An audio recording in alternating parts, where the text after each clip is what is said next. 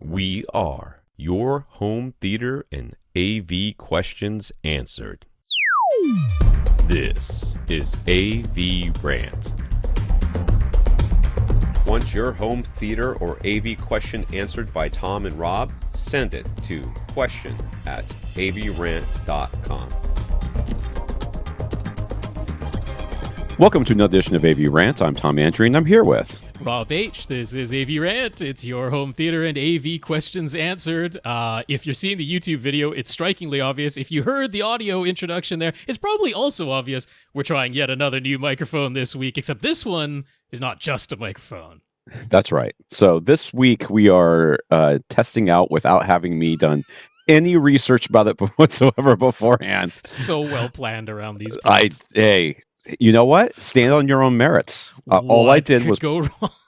plug it in as it says to do. Yes. And then turn it on and then start the recording. That's what I did. So this is the Audeze Maxwell gaming headset. Oh, okay. There's the Maxwells. Okay.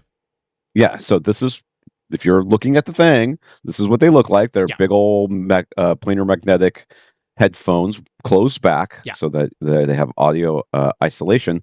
One of the things that you're hearing is that there is a noise suppression function with these headphones. Yeah. And that noise suppression talked a little bit more. There's almost some kind of a buzz after trail on some of this. So we're gonna mess around with these settings and hopefully find something that sounds best for this recording session. Where this is all new to us.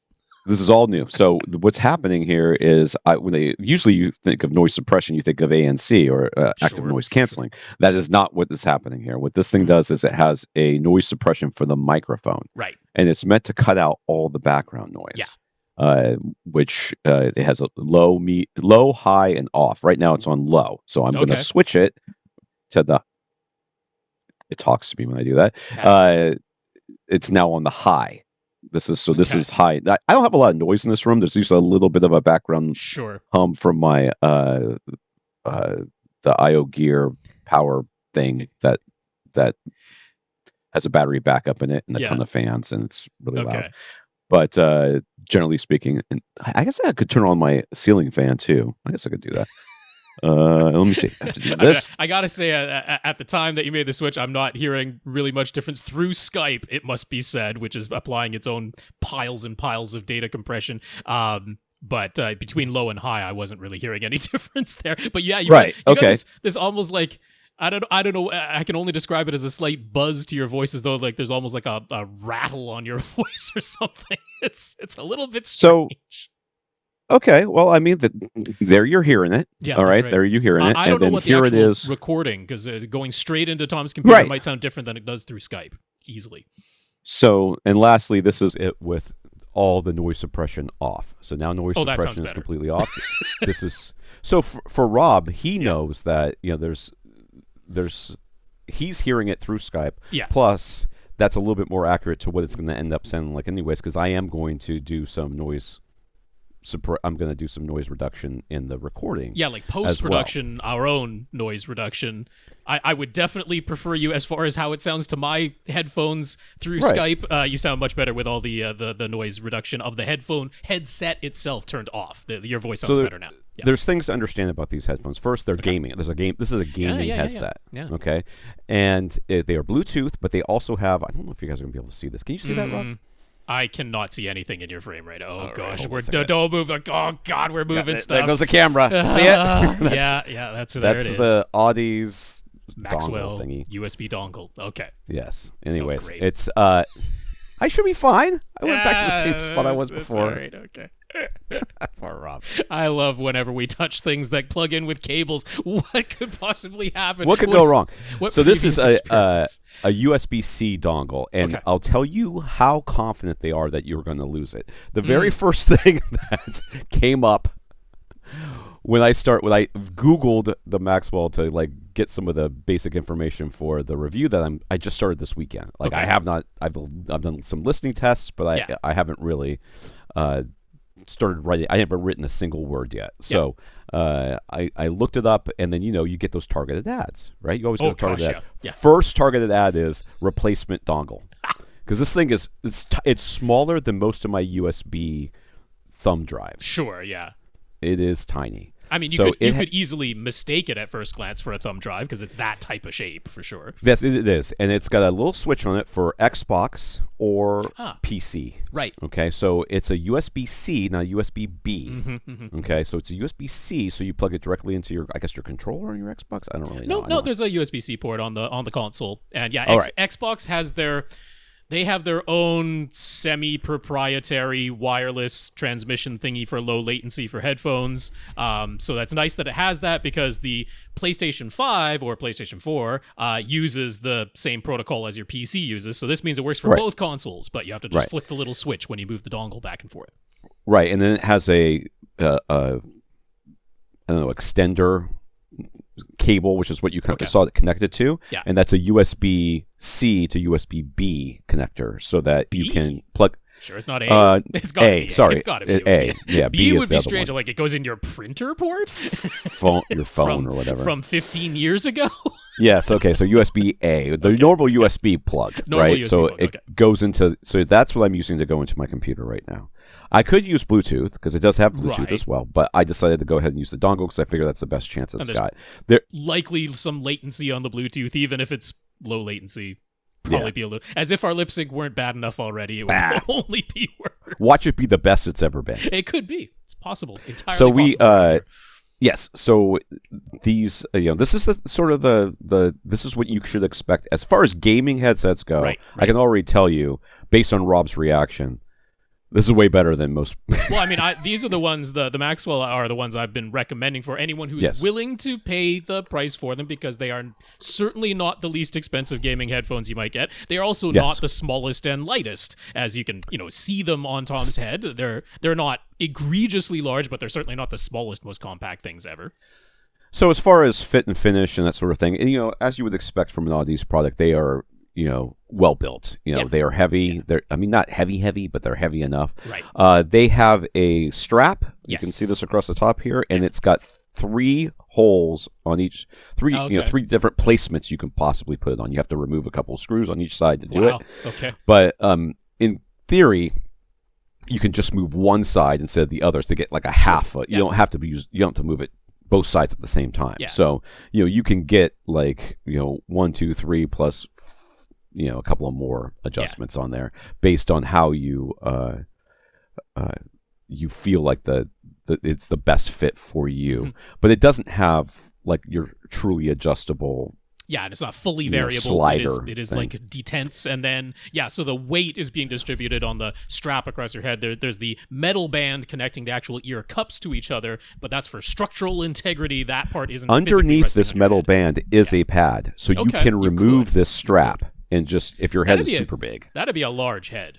Even my that would head be. That you big. would, yeah. That's a significant noggin. Yeah. But you have some options here. Okay. So for me, out of the box, these feel a little low on my head. Okay. Like I could move them up, but I think I would only move. I'm actually kind of afraid to.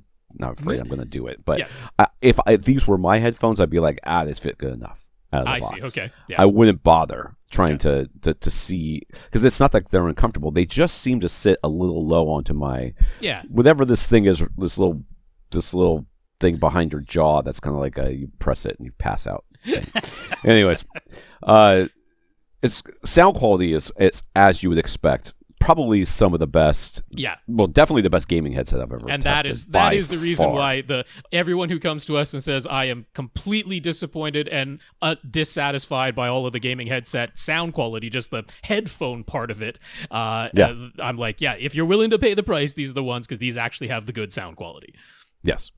Then there's a bunch of different features that go on here. There's and not everything. You're gonna have to read the review, because I'm telling you right now, this is not going to be glowing. It's going to be mostly glowing, but it's not going to be glowing. They have little dials for both, like hearing yourself through the headphones and also the volume of the headphones. Sure. Okay. But you can click on the dial, on at least one of the dials, to turn things on and off, and I can't stand that. Yeah, it's pretty hard to click without the dial also turning a little bit, right? Yeah, or turning the dial without clicking on accident. Especially with the hearing yourself thing, it can really throw you off if you usually should just use that for, I guess, setting up the headphones, but when I can see the waveform. That's usually like the mix, right, between game sound and chat sound. So if you want chat louder relative to in-game sounds, then that's what that dial can do for you. Yeah. So, and I don't really have much use for that in the way, because I don't game, but this, I'm looking at it from the perspective of other things that you might do with them, including just listening to them. As far as like linearity and stuff like that, I mean, these are on par with every other headphone, including the Oppos, which I own 2 different sets of. These are at least as good as those, if not better. Wow. I mean, that's pretty high praise, honestly, for sound quality, because those Oppo planar magnetics were very, very good headphones. And I mean, Audeze knows how to make some very good planar magnetic headphones, so it's not a shock in any way. But given that these are marketed at gamers, it also would not have been a surprise if they're like, well, we got to nerf these because apparently all gamers want is horrible sound. Thankfully, they didn't do that. They could have done the bass boost thing. They do have an app that is both for your PC and your phone. Okay. The phone app for me is a little hit or miss. There is a way of, there's a couple of different like EQ settings that you can use that will boost specific types of sounds. So you could think of it as like they're like, okay, in games, footfalls are usually in this range. So there is a footfalls EQ that will just boost that, so that if you're in a first-person shooter and you're trying to make sure that you can hear things coming from around you, this will really boost up those frequencies for you, which is interesting. Like I said, the app is a little hit or miss. I'm not super in love with it. The EQ is okay as far as it's control. How much control you have. I've seen better. I've seen a lot worse. So it's kind of like middling as far as that's concerned. But you're going to see a lot more in the review as I go through it and really start playing with the app. There's a lot that you can do with these headphones, and I mean, they are $400 pair of headphones. I mean, let's not beat around the bush. Yeah, we didn't actually say cheap. that. Yeah, $400 for this pair of headphones. Not inexpensive, not the most expensive. I mean, hey, if you were looking at the Sonos headphones, they're not going to do all of this. So yeah, there you go. Yeah, and I mean, especially since everything has an app these days. Yeah, I just can't stand headphones that come out of the box not linear. Not at least going for linear. Like I reviewed, and I think it's on the website now. By the time you read this, by the time this podcast is out, I think it will be on AV Gadgets. The clear, like Arc 2 Sport, blah blah. I don't know what they are. They're like those exercise headphones that kind of sit on top of your ears. Just crazy good as far as sound quality goes. Like, if you're exercising, no sound quality is going to be good. You're making a bunch of noise. You're outside. You're supposed to be. But just sitting at my desk with these things on, I'm like, geez, these sound like regular. Like, they don't sound like exercise headphones that are like far away from my ears. They sound like decent quality headphones. And they have like a high pass filter that kicks in around 50 hertz. So there's like, they're not even trying for the super low bass, but they're trying for like enough bass that you and it's audible, and it sounds good, and it sounds linear, fairly linear all the way up. And then there's an EQ that you can do with it. I mean, I love those. Are really nice exercise headphones that I very much like. I've been wearing them almost constantly since I got them, and then I've got these in at the same time, and these are like amazing as far as the linearity is concerned. Like, it's usually as you listen to a sweep, as you get towards the high end, you hear these weird, like, and you see them in the measurements of headphones too. Is like the lines get very squiggly above like about 8 kilohertz on most headphones. And most people aren't hearing much about above 15 anyway. Sure. So, I mean, it's not that hot. There's not that many frequencies you really have to worry about. But hearing this thing just go, and it gets us a little bit squiggly at the end, you're like, wow, I listen to a lot of sweeps, so I kind of know what to expect. And I'm like, well, these are very linear. So, I very much appreciate that you start off with a super linear headphone, and you're like, okay, now that you have this super linear headphone, what do you want to do with it? Do you want to listen to music? Great. Here is a super linear headphone for you. Do you want to play games and you need certain frequencies boosted because of that? Fine, you can do that. Here's an EQ that you can do that with. Overall, I mean, these are well-reviewed headphones for a reason. There's no doubt about it. And the question you have to ask yourself is the price commensurate with the performance? Right. And for the most part, I'm going to say yes. I think that they need to tighten up a couple of things as far as their design. Clicking on a dial is just it's just inexcusable. And that is not a concerned. inherent to the driver technology of the headphones or how they sound. That is a design choice that could be altered.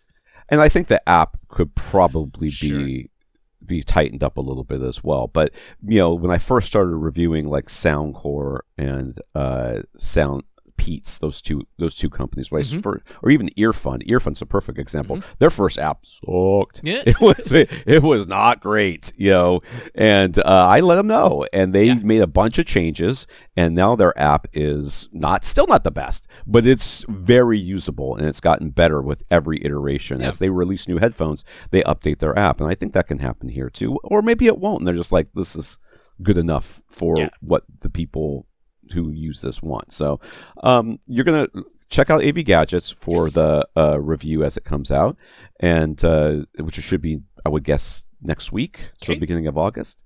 And this is what they sound like. And I'm going to keep it in this setting, which is the that's outside, no noise suppression from outside sources. I will say, though, that there is a video that they show of like a blender in the background, and it completely cuts it out.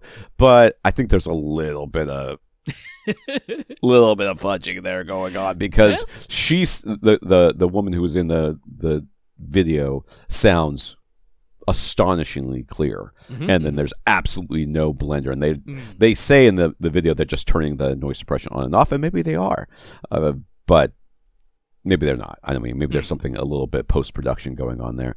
But this, I mean, buying a gaming headset and then having to buy another headset for things that sound good, you immediately realize that $400 for a gaming headset that also can sound good makes a lot of sense. Yeah, so I mean, you, dear AVRant listeners, you can let us know how the microphone sounds for recording purposes. I mean, I would easily say, compared to other gaming headsets, like just for in-game chat, this sounds excellent compared to what most other gaming headset chat sounds like. But comparing it to a recording microphone, I mean, it definitely doesn't sound as good as your normal microphone that you use for recording AVRant. So I mean, that's blatantly obvious. But I mean, people have this microphone right here does not cost $100, and it's also not connected to a preamp that costs $300, $400. I don't know how much that preamp costs, but it costs a lot. So you take that combination together, and it's all hardwired as well.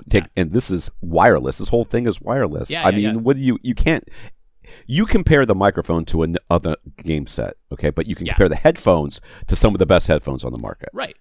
And that's, I think, where the value comes in. So 2 quick questions. I mean, first of all, I know the answer to this already, which is you haven't been able to fully test the battery life on these, right? So we don't know yet what sort of battery life you're actually getting, what's claimed versus what's real. The other one is that boom microphone removable, or is that... Yes. Okay. So if you wanted to, you could just use these as wireless headphones without the microphone attached. That is true, yes. Okay. And it has an internal mic as well. Oh, okay. Oh, interesting. So you don't have to use the boom mic if you don't want to. I am, because I'm trying to give it the best chance. Oh, this says it's $299. What, am I looking at the right thing? I'm not sure. Yeah, so I mean, if you were basically using them connected to your phone, and then a phone call comes in and you want to just be able to quickly take that call without removing the headphones, then it's got the microphone to do that without the boom arm attached. So yeah, this says it's $299. This is on the Audeze website. Yeah, maybe I have the price. Like I said, I barely look at it. And it's claiming an 80-hour battery life. I don't. Right. I mean, with them being as big as they are, I would not be surprised that they could have a big old battery in there. It's possible. Yeah. Sure. So yeah, this is. I mean, that makes sense. Even $300 for it, it's even better if it's. It would be much better at $300. That's much more approachable, honestly. Yeah. I'm gonna have to check and make sure. I don't know where I saw that other one. So this I mean, maybe one was original MSRP and now it's like the regular sale price or something like that. That happens all the time and things like that. I must have just misread it. Could be. Because, yeah, it says design for PlayStation. Oh, it also says design for Xbox. Okay. Whatever. Anyway, so yes, there it is. Audeze, $299 plus tax. And it says 80-hour battery life. I mean, on the app, I haven't. It's like the same thing with that other one, right? It's like I'm still at 90%. Oh, I see. Yeah, it doesn't go down that fast. So I am. Those are the Maxwell Bluetooth and wireless gaming headset. Very good. And you can. Oh, I should say you can hardwire them as well. Okay. There is I'm pretty sure there is an option. Optional cord. Yes. There is an option. I know there's a 3.5 millimeter jack. All right. I know there's a cable. I just dumped it on the table looking for the dongle. So I know it's there. All right, Rob, what did you watch? Okay, yeah, so watched a couple of kind of major releases this week. First, I watched Kingdom of the Planet of the Apes. I never got out to the movie theaters to see that, so watched this one at home. So this movie was not what I expected from the trailers. Okay.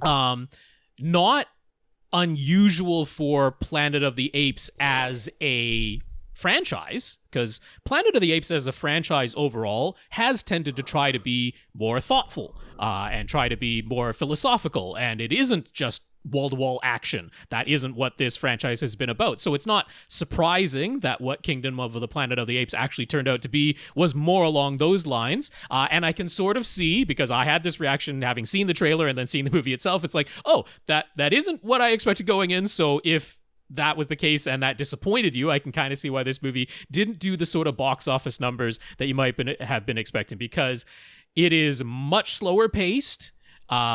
It is much more thoughtful, and honestly, this is a Bible story. That's what it is. It's a take on a Bible story. Now, the main character that we meet right away, this is taking place, they don't say exactly when, but they put in the sort of opening crawl that this is many generations after Caesar. So if you saw those first 3 Planet of the Apes movies that began, when Andy Serkis was doing that and all the computer-generated graphics for the apes, so that was Rise and Dawn and War for the Planet of the Apes, that trilogy, this is the same world, but this is many generations later, hundreds of years later.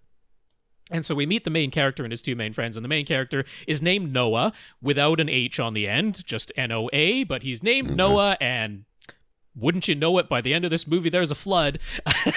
And he's a little bit more like Moses than he is like Noah from the Bible. So it's taking very much Bible story ideas and putting them together into a Planet of the Apes tale, but it's a philosophical movie. It is about this idea of, can you harmonize together? It is the idea of a real life person or ape in this case, passing into legend, having followers who both espouse to be like, the true followers of Caesar, but they have wildly different approaches now and completely divergent beliefs about what Caesar used to preach, and they're both using the same words but interpreting them in completely different ways. And so it's all allegory that way for our world, but seeing it all through the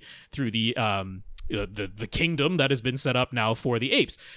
There are human characters. We've seen, right on the poster, you see the main girl who's in this. She is, of course, called Nova, and they make a little joke about how, like, every girl they meet is always called Nova. the apes comment on that. But there's always been a loose tie, not exactly sure whether they're going to really try to make it all line up with the original Charlton Heston Planet of the Apes, but they've always had kind of a loose continuity that there could be a way that these movies could tie into the original Charlton Heston movie. And so the humans that we have in this movie, they're there to sort of explain how the Beneath the Planet of the Apes society might have formed, although this is thousands of years before Beneath the Planet of the Apes, but it's hinting at how those people could have existed in the world that was set up in the original Charlton Heston movies. So, there's very little action in this movie. Pretty much all the action that's in this movie you saw in the trailer. Really? That's about it. This is a talky movie, a slow movie, a little bit of a. If I remember correctly, Beneath the Planet of the Apes was like that too. So that was. I mean, that was the worst one. I couldn't really stand that movie. This is much better than that because I cared about the characters in this movie. Yeah. They did a good job of that, but it does miss Andy Serkis. He's nowhere to be found. He's not any of the 8 performers in this. It does miss his performance somewhat, although there are some great performances in here. I've always been partial to orangutans. I'm not sure why. They've always just been my favorite ape ever since I was a little kid, so I instantly fell in love with the new orangutan character. There's no surprise coming from Rob about that, but that worked very well, and he is portrayed by the actor who plays Bortus from the Orville, so I already liked Bortus on the Orville very, very much. He's the alien character who kind of looks like a Klingon, can eat anything. He's that guy. I do remember that, but I don't remember. Yeah, so I enjoyed this movie, but it wasn't what I was expecting. And if you're going in looking for, action and fast paced, this is definitely not. And I can see why some people might have come out of the theater and given it a lower score and maybe told not everyone to go see it, because even though the effects look fantastic, I mean, it's now you don't even notice. You don't even notice that, and they pointed out in some of the behind the scenes, everything in many of the scenes is computer generated. All the water you're seeing, all the foliage you're seeing, everything is actually computer generated. There's nothing from they did film these scenes, but they ended up using none of it. They just used that as reference, or they completely rotoscoped over everything that you're seeing on screen, and you would never know it. I mean, it's truly amazing, flawless work that Weta is doing with this stuff now, to the point that, I mean, they've reached that goal of you don't know it's CGI anymore, but at the same time, you're like, well, I'm not even impressed by it because it just doesn't even look like it's anything that isn't real anymore. They've almost done themselves a disservice by getting that good at this stuff. So, yeah, an interesting one there. Okay, so moving on to the second movie I watched this week, I ventured out to the theater. I went to my newest and local IMAX theater, and I saw Deadpool and Wolverine. So, biggest movie of the year so far, biggest movie of the summer. Is it Cameo the movie? Basically. So I mean, so the cameo is being misused. There are 2 cameos in this movie, and then there are unannounced supporting actors, and I'm not going to spoil any of those because that is a huge amount of the fun of watching this movie for the first time. Are these characters that you might have hoped for, but you didn't know if they were going to be there, unexpected ones, and of course it's Deadpool, so they're having a lot of laughs and stringing the audience along with some stuff, and then doing little twists on you and stuff like that. It was very, very funny. This is a very, very funny movie, at least to me. I was laughing, and the audience was certainly laughing. Some very big laughs in this movie, but this is now Deadpool for the first time. This is Disney, this is Marvel doing Deadpool, and so it's kind of funny because, again, expectations from the trailers not necessarily exactly what this movie is, and I want to say as little as possible while still talking about it, because some of the fun is discovering what this movie actually is. But the easiest way I can say it is, this is Deadpool 3. This is not like the next Avengers movie, and there were some people who were, I don't know, expecting that or hoping for that it's literally like Deadpool comes in and reassembles all the Avengers and fixes everything that they feel Marvel has done wrong over the past few years. Right. And it's this is not an Avengers movie. This is, you would never guess this from the title. This is Deadpool and Wolverine. That's what this movie is. In a movie together? They should have put that in the marketing. Right. And I mean, of course, there are other characters. We've seen them in the trailers already. There are other characters that we've seen. There's that dog that looks like it's there's already Dogpool. Dead. Yeah, there's Dogpool, there's Ladypool, there's Nicepool, there's all these fun pools that come into things. And so if there's anything that you kind of needed to have watched before you watched Deadpool and Wolverine, it would be Loki season 1. To have some explanation for the of the Time Variance Authority and just variance in general. Look, if you understand what a multiverse is and that there are different versions of these same characters across multiple universes, that kind of makes sense. But this gets a little bit more relies a little bit more on details that were explained in Loki than that. So if there, I mean, I had seen it, so I don't know what it would be like to watch Deadpool and Wolverine without having watched Loki at all. I can't erase it from my mind and know what that experience would be like. But it sure seemed to me like it would be very, very helpful. And of course, Deadpool breaks the fourth wall and makes a joke about that, because of course, why wouldn't he? They also did a fantastic scene that was very clearly ADR would have had to have been done only maybe a month ago because they referenced something very, very like up to date that there's no way that was in the original script like 3 years ago when this movie started. So some great laughs that way, some great surprises that way.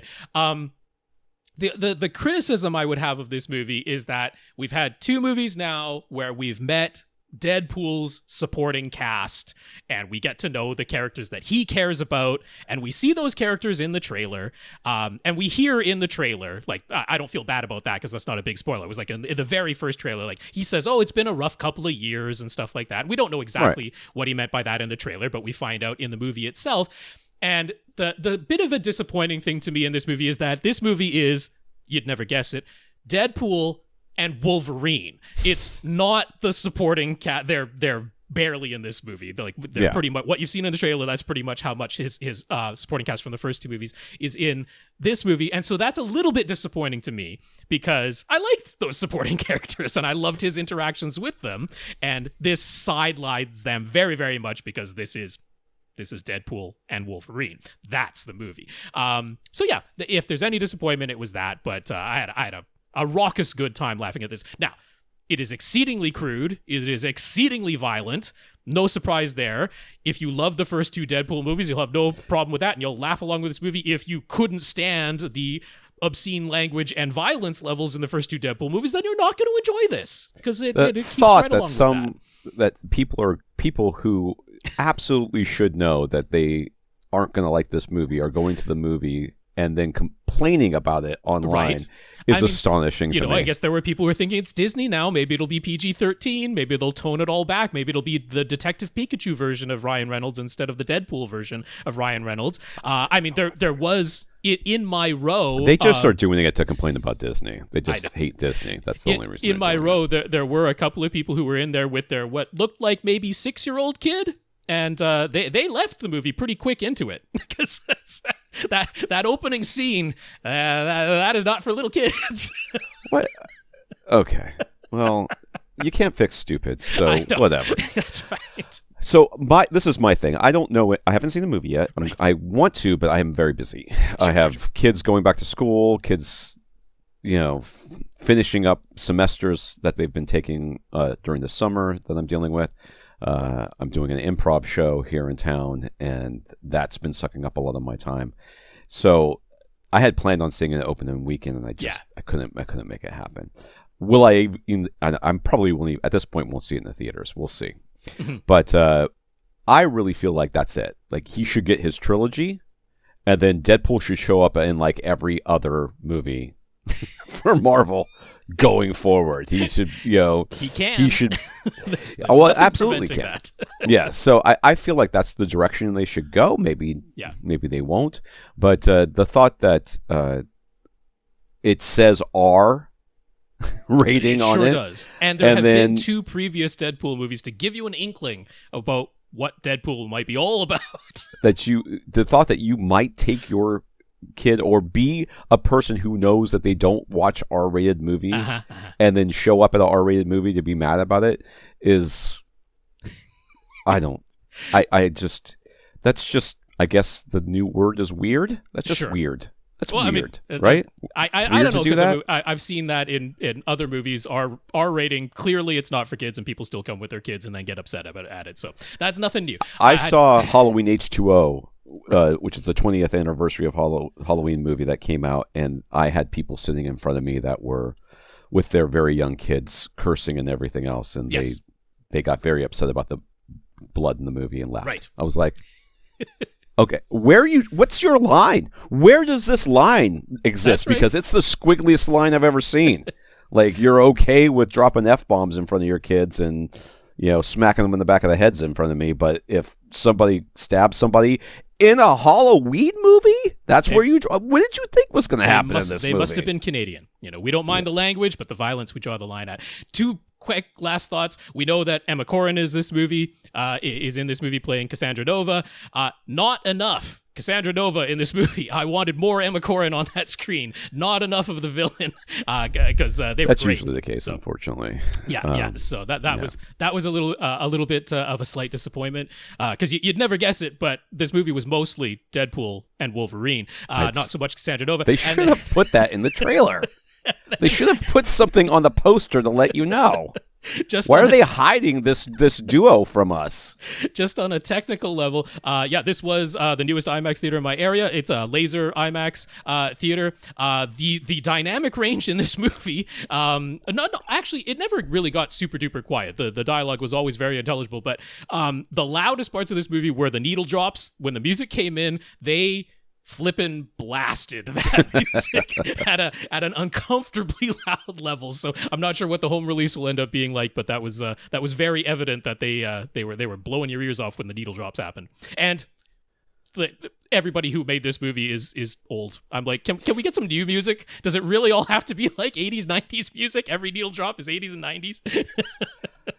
I mean, I don't hate it. I think Ryan Reynolds and I are around the same age, so I think he might be a little bit younger than me, but I don't hate it. I'll be honest with you. I like the music. I also do adore that someone on that writing staff is clearly a My Little Pony fan, because he always has a My Little Pony reference somewhere in the Deadpool movie, and this one does. Might be Ryan Reynolds. He has a bunch of daughters, doesn't he? I don't know. Okay, enough from All right. I've started twice now. I started and I continued. I think I've watched maybe 10 or maybe 30 minutes, 35 minutes of Madam Web. Okay. I don't know that I'm going to be able to go back to it. I've tried a couple of times. Yeah. Oh, yeah. You've got to get through that in one setting, or you're never going back. The opening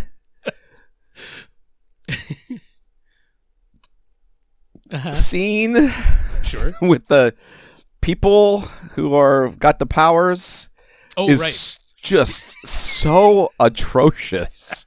Dude, it does not get better. The effects don't get better. It's so bad. It's so like Xena Warrior Princess bad. Right. And I love Xena. Don't get me wrong. I love Xena. You knew what you were getting there. Did not have the budget of Madam Web. Didn't have the budget that this reportedly did. Yeah. And wow, this movie is it's really, like, at least with Morbius, or whatever the heck his name is, that first fight scene, when he gets his powers and gets all crazy, sure. I love that scene. That scene is so awesome. To me, I was like, I might watch this movie just so I can see some more of that.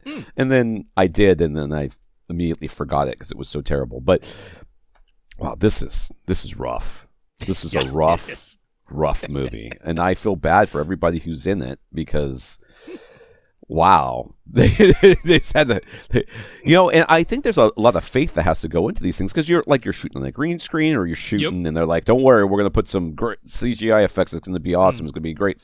You just say this line and this pose, and we're going to do all this stuff. And then they see it afterwards, and they went, I kind of thought that was going to be cooler than that, because it seems like normally these things are pretty cool, but no, this was rough. So I've been watching, of course, like everybody else in the world, hopefully, the Olympics. Yes. Which once I again, I wasn't going to mention it. Signed up for Peacock. I let my wife do it. I don't know what she signed me up for. I do have ads, which I can't seem to get past with these stupid things. So we're watching, of course, gymnastics, because we're American and we want to see Simone Biles and the American gymnastics team crush everybody else, because that's the way. That's what those things are. And I think I know all the results, or results to this, because the internet has no chill and can't just say, if you want to see the results, click here. Nope. And instead they just put it in the headlines, because they're a bunch of jerks.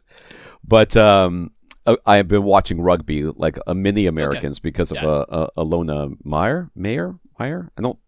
I keep not knowing how to say her last name, but Alona, of course, is a internet sensation. Apparently, from the last Summer Games, which I missed.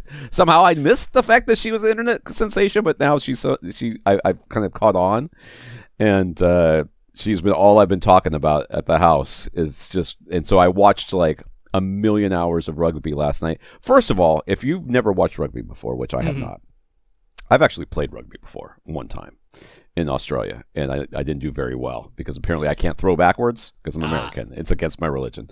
But I kept getting called fouls for not throwing back. I'm like, I felt like that was backwards. I'm like, it wasn't backwards. Whatever. But this is the sevens, which I don't know what the sevens refers to, other than there's 7 people on each side, and each half of the game is 7 minutes long. You're like, that's a 14-minute game with like a little bit of stoppage time, and what seems to be a like 2-minute break in between the 7-minute halves. It is so quick, and you're like, oh, how hard can that be? Okay, sprint all out for 7 minutes straight. Indeed, yes. It seems like what they're doing. And by the end, everybody's racked, and they played 2 games in a day. Are you kidding me? Anyways, I'm enjoying myself. I'm really looking forward to some of these, because one of the things I do love about the Olympics is that you get to see, for your country, whatever that country might be, sports that just aren't ever shown there. Yeah, of course. You know, ping pong is like something we don't see in America, or table tennis, sorry, and even sports that we are pretty good at. Oftentimes aren't shown because they're just not very popular sports. So I'm very much looking forward to kind of checking all these different sports out and finding out which ones I really end up liking. Yeah, that's how I discovered curling many years ago. Somebody showed it, and I was like, what we're familiar is this with curling. insanity? What is this yelling at people to sweep? I'm like, I feel like I'm at home, and my mom is yelling at me. So, and I fell in love with curling because of that. So we'll see what games I fall in love with this year. And you should too. You should go out there and try to figure out what interesting new sports are out there. One of the things I've been talking about with my kids a lot is we are, unfortunately, I can't use that word. We are limited by our experiences, and our experiences are also often limited by the people around us, and that is just a fact. You know, I don't know anything about curling because I don't know anybody who curls. Right? I don't know anybody much about rugby because in my life I've played rugby once because I knew one guy who played rugby, and that was many years ago, and I was terrible at it, and we played touch rugby, and I don't think I understood the rules at all, other than run that direction and try to throw the ball backwards. And then I knew one other guy who I knew was into rugby, but we never talked about it. And I can't get my kids into rugby because I wouldn't the first way of doing it. I wouldn't know where. I mean, other than the ice rink, I wouldn't even know where to try to get people interested, my kids interested in curling or you can't go to just archery. Any ice rink. A curling rink is very different from a regular skating rink. This is something that I have just learned this second. I thought you could just set it up. You could just set it up in the middle there somehow and practice or something. The pebbled ice is integral to how curling works, so you can't just go to an ice rink. So this is what I'm talking about. So you can't know what you don't know. That's right. Until you get experience with it, and that's why lately I've gotten so excited about weightlifting because I had nothing. I had no reference. And I remember when I was in high school, there was a kid in my high school class who was like super into weightlifting or bodybuilding. I don't remember which one. Oh, okay. It was one of those two things because his dad was like the coach of the football team, and he was also a bodybuilder or a weightlifter or something, and every essay he wrote was about that sport, and it got weird towards the end when that's all he wrote about. And this was the 90s and late 80s, early 90s, and it wasn't, let's just say it wasn't a kind time. Okay. Yeah. And the kid who writes nothing about not a politically correct time. Yeah. All his essays about that same one thing. The only thing that kept him from getting absolutely bullied into a non-existence was the fact that he was huge. Yes. He was a muscular kid. That helped. So, but I look back now and I was like, man, I wish I hadn't been so dismissive because I could have learned something. So this is your chance to learn something about sports you maybe know nothing about. One of the things I heard last night when I was watching rugby was one of the people on there who was in the Olympics. This was her second Olympics. She didn't start playing rugby till she was 22 years old. Okay. So it's not like it's too late for you or maybe your kids to be an Olympic athlete. Sometimes you think, oh, well, I got to start this when I'm 5 or I'll never be good enough. There are sports out there that you can start today and be good enough to be an Olympian with the right dedication and natural talent. So I just go wanted out there. To comment quickly. I'm, of course, Canadian coverage for me, and we have CBC. You're familiar with that, Canadian Broadcasting Corporation. They have their own app that's available on all the streaming things, so they call that CBC Gem. And they're set up there.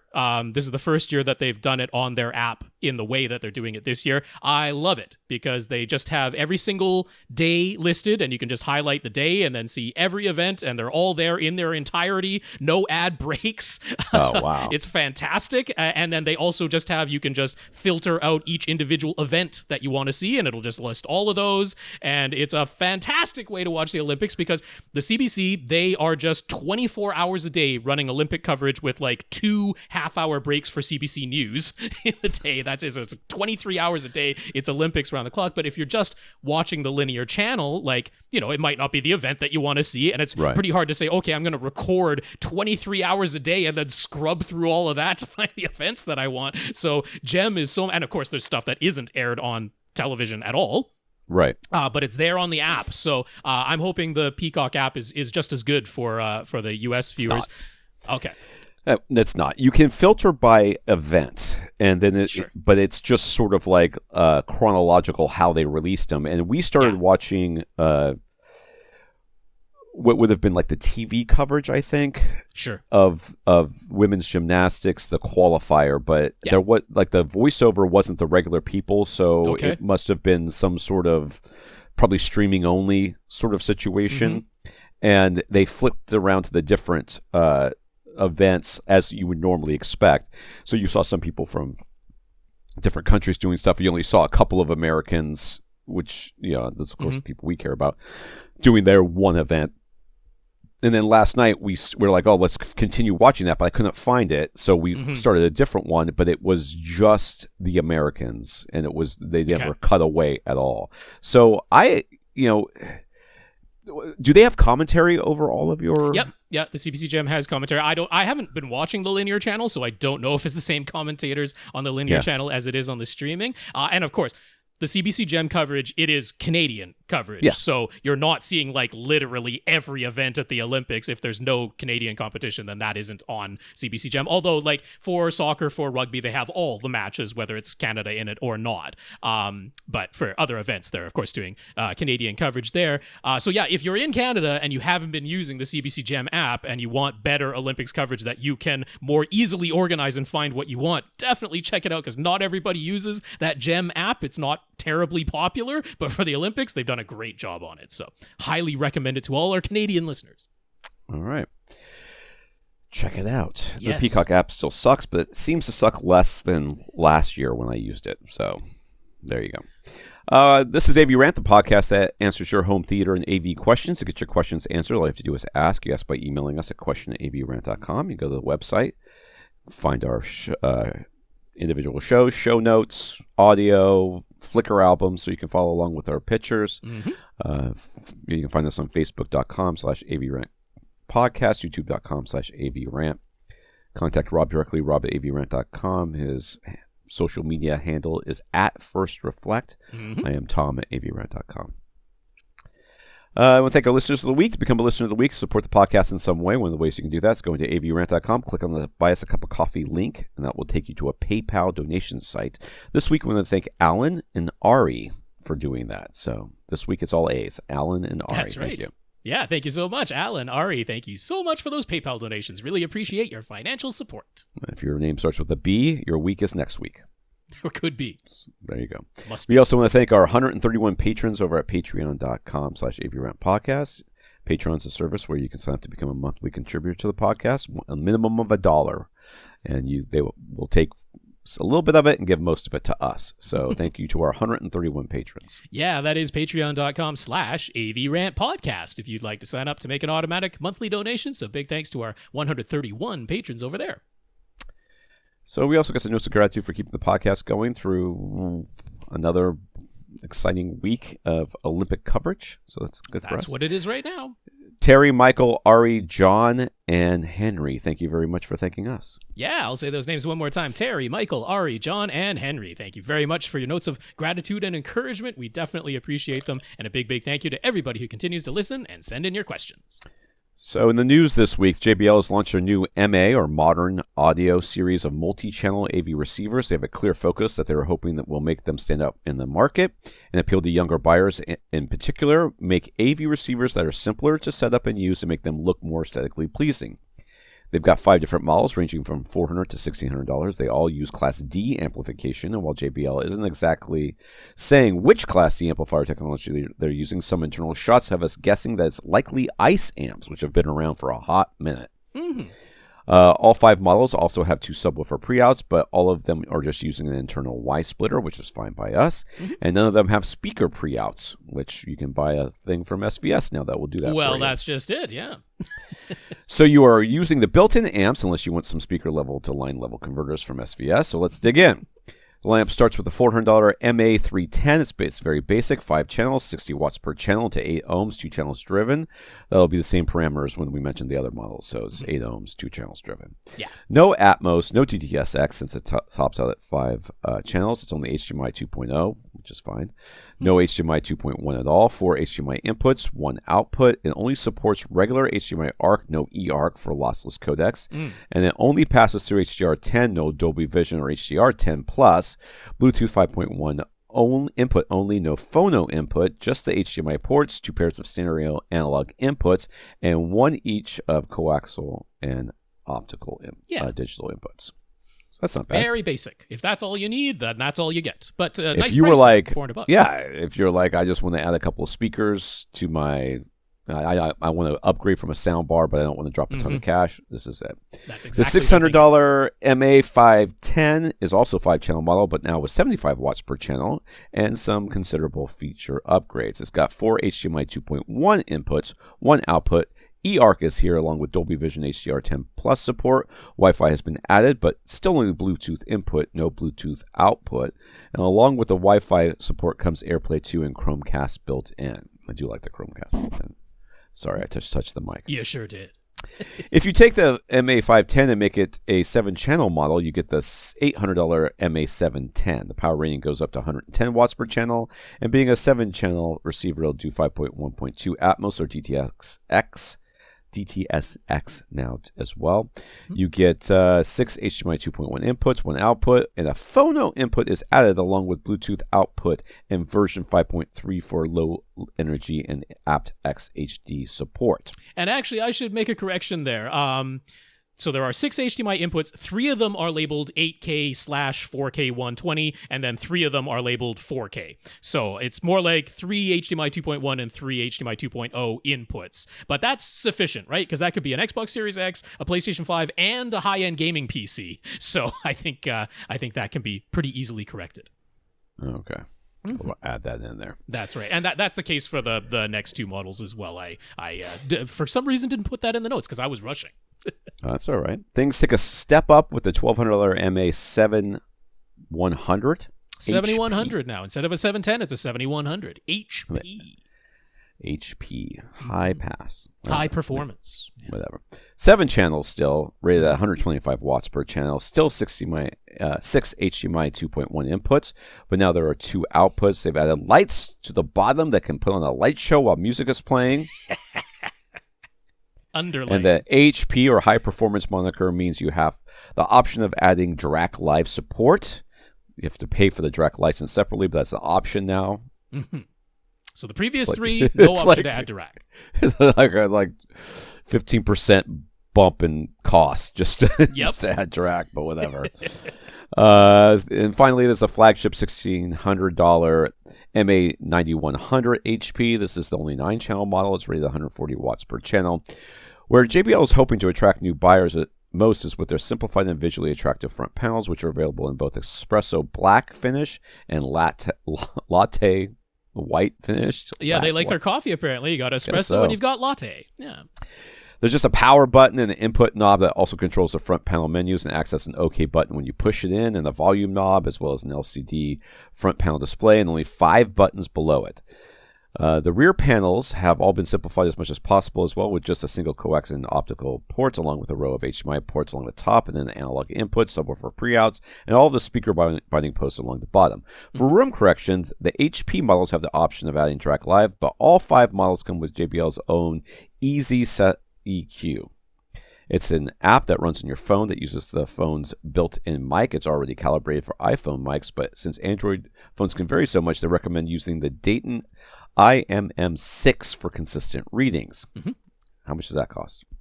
Oh, that's like $40, something like that. Yeah, it's not so expensive. If you use the Easy Set EQ, you have to set the speaker distances and trim levels yourself, which is not really great. Yeah. The app won't do that, and of course, it's pretty basic single position EQ. We imagine that many people will do it while holding their phone in their hand, even though it says you should put your phone in some sort of holder at your seat and get out of the way, because there's so many holders that you can the people just have lying around their house. I mean, there are phone holders. That's not that uncommon. They are. They got like ring lights around them, and who knows what else.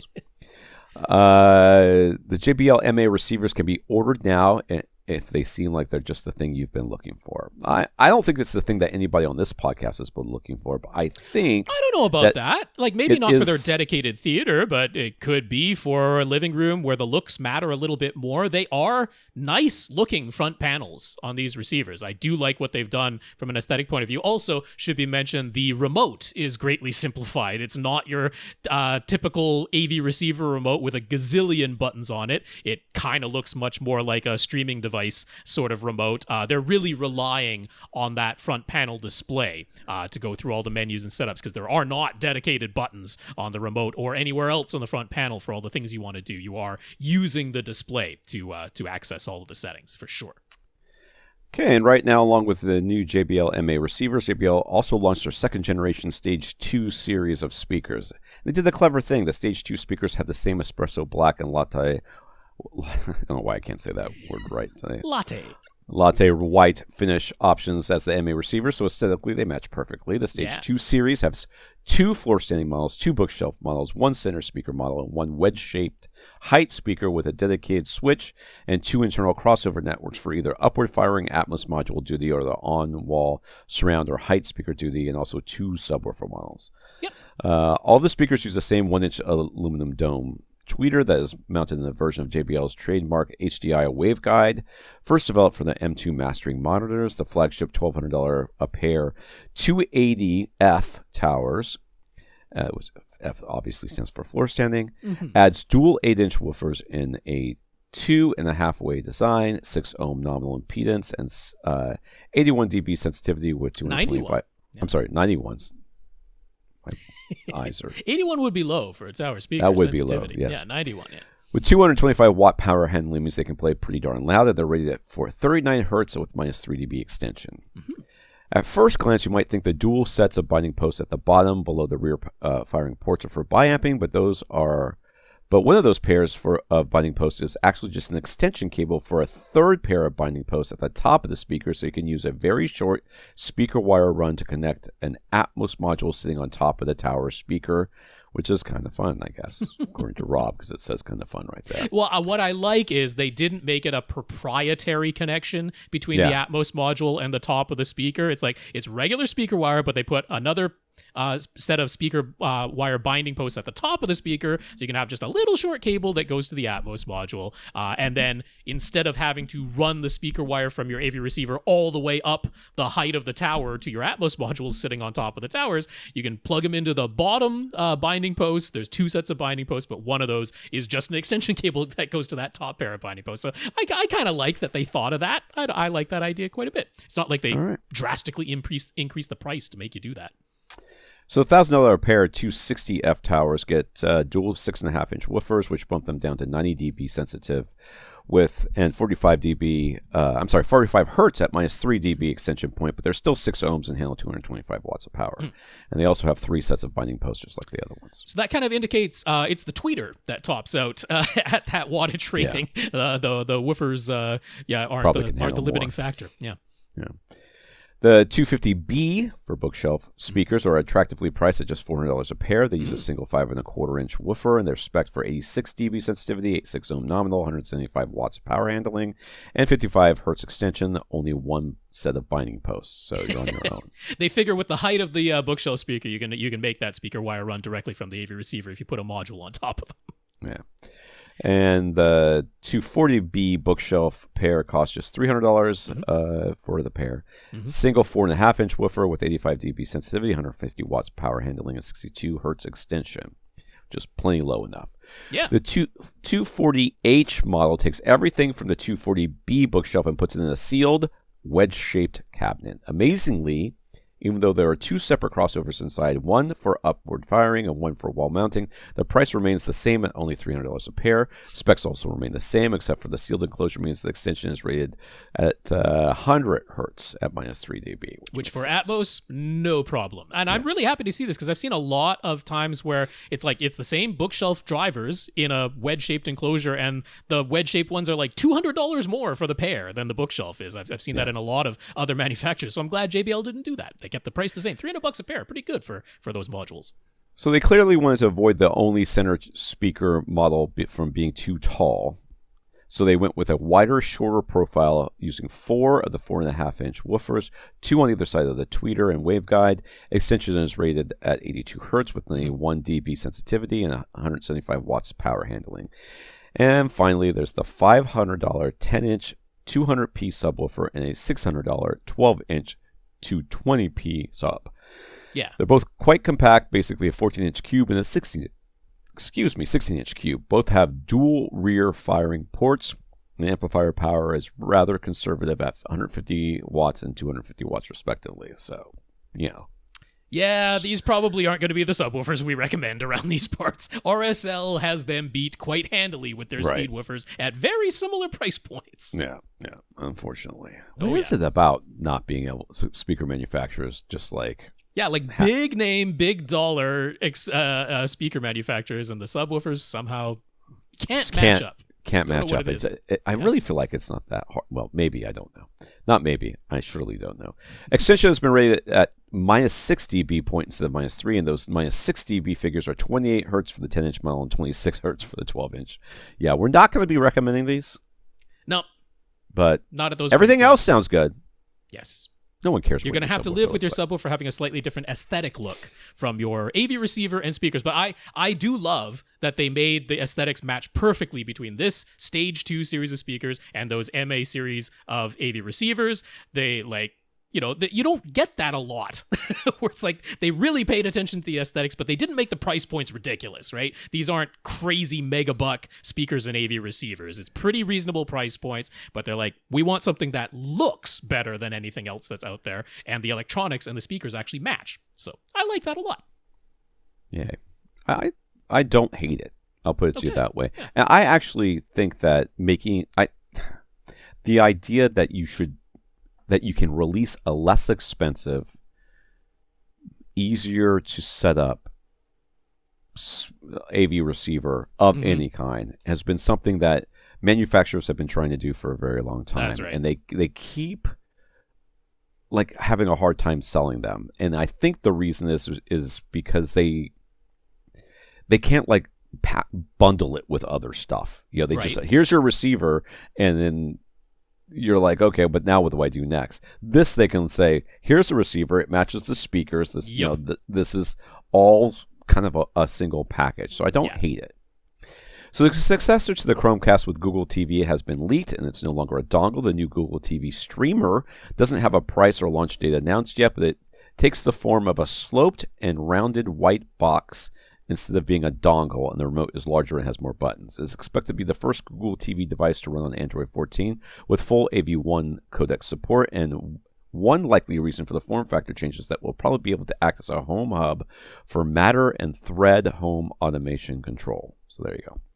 Yep, just an interesting little tidbit there, because that Chromecast with Google TV, it is showing its age. It's getting a bit chuggy, a bit slow in its interface as you go along. And even though Google is probably the biggest supporter of that AV1 codec, the Chromecast with Google TV isn't supporting that there because it's just a little bit too old for that. So it is time. It is time for an update. So kind of interesting that there'll be this Google TV streamer. That is going to be the name. We don't know the price point or release date yet, but change in form factor and a little bit more capabilities there.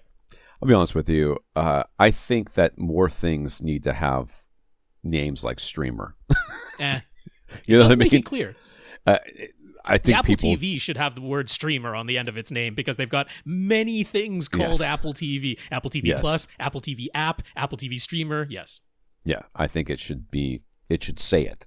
Mm-hmm. People just don't understand. I mean, they don't understand. Like I had somebody ask me the other day because they know about this podcast, about my history. Like, what makes a TV good? I'm like, oh, geez. like, how can I tell? I'm like, you can't just look at it in the shop and tell. Well, what makes it good? And I start, and their eyes glaze over. They sure would. How do I get the apps? I'm like, I don't know how you want to get them, and Google is interesting to me. Google is interesting to me because, right now, somehow Meta and Ray-Ban released some glasses that are the Google Glass that got absolutely lambasted. The senators were trying to write laws about them, but Ray-Ban comes out with them and everybody's like, I don't care. Yeah. Whatever. Go ahead. Have those cameras everywhere you go. Whatever. All right, let's get some questions in here. Terry has a TV in the 5.1.2 Atmos configuration set up in his open concept family room. The family room itself is 14 by 14 area that is wide open on the right-hand side and wide open at the back to the kitchen, so it's not 14 by 14, but whatever. The left wall has windows, and there are 2 more windows on the front wall on either side of the TV. The ceiling is vaulted, and there aren't any acoustic treatments to speak of. About the only place panels might be able to go would be on the vaulted ceiling, but Terry's better half isn't exactly crazy about that idea, and I don't blame them. I'm sorry. It's even hard to put like hanging acoustic treatments from the ceiling in a restaurant without people going, "What the hell is that up there?" It's a tough sell, and I totally get it. Printed panels probably the best hope if there is anywhere that there's currently artwork or something hanging. Then that might be. And this is one of those things where Rob's like, "Well, if you're gonna put something up there, put at least 4 inches and 2 inches off the wall." I'm like, I don't disagree, but at the same time.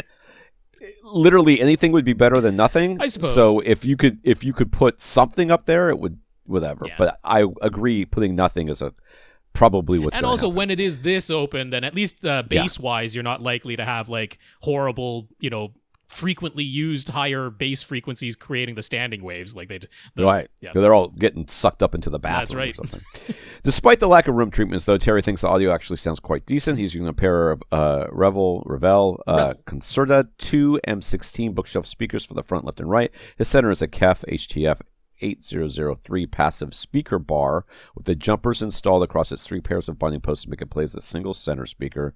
The surrounds are a pair of SVS prime elevation speakers mounted 7 feet high on the left wall and support column on the right side, and a single pair of overhead speakers on another pair of SVS prime elevations mounted high up and just slightly behind the seats on the partial back wall between the family room and his kitchen. He says dialogue is intelligible, which is the main thing. He's using a single clip RW12D subwoofer that he says provides some bass.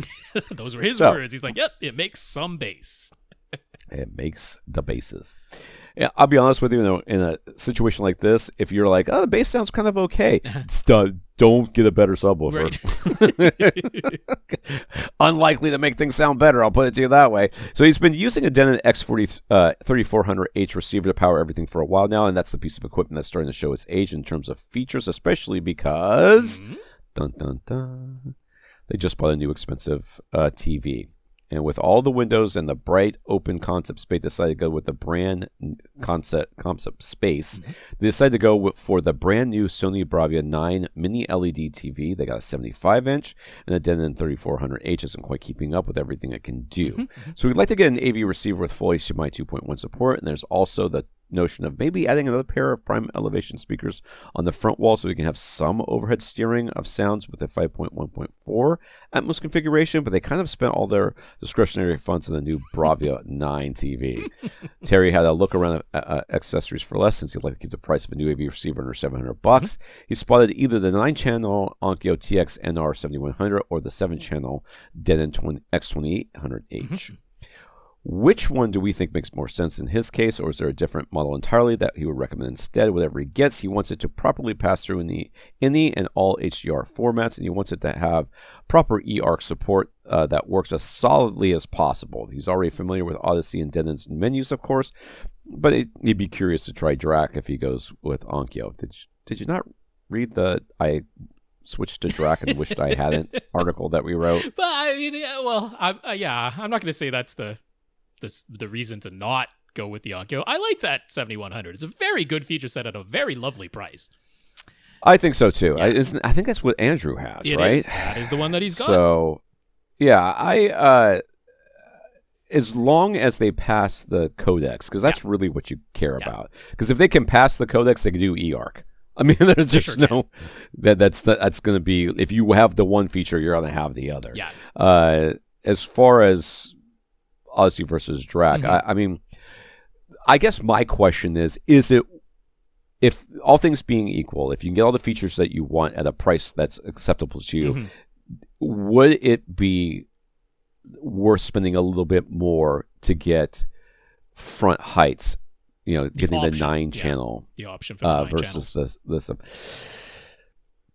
I mean, I think I think the price would have to be negligible in my mind for me to say that it would be totally worth it. And in the case of right this moment at Accessories for Less, the Onkyo actually costs $50 less than the 2800 from Denon, even though it's the 9-channel model and the Denon 2800 is the 7-channel model. So you're saving $50 and getting the opportunity it's not like you have to, but you could connect 9 speakers to the Onkyo and use all those at once, 5.1.4. But you also lose Audeze, right? Because you do not have Audeze in the Onkyo, but DRAC comes in the box. You don't have to pay any extra. You get DRAC live. But then you need a microphone. You do need a microphone, but in Onkyo's case, you can actually use the microphone that comes with it for DRAC as long as you use the smartphone app version of DRAC to run the software. That can use the Onkyo packaged-in mic, or of course you have the option. He's going to be so tempted to get one of those calibrated U-mic ones for $100. That's another $100. That's right. Yeah.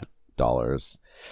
Now it's $50 more in total than the 2800. Yeah, this isn't one that's like cut and dry where I'm going to be able to clearly say, yes, this one over the other one, no question about it. You can quite easily make an argument either way, in my opinion.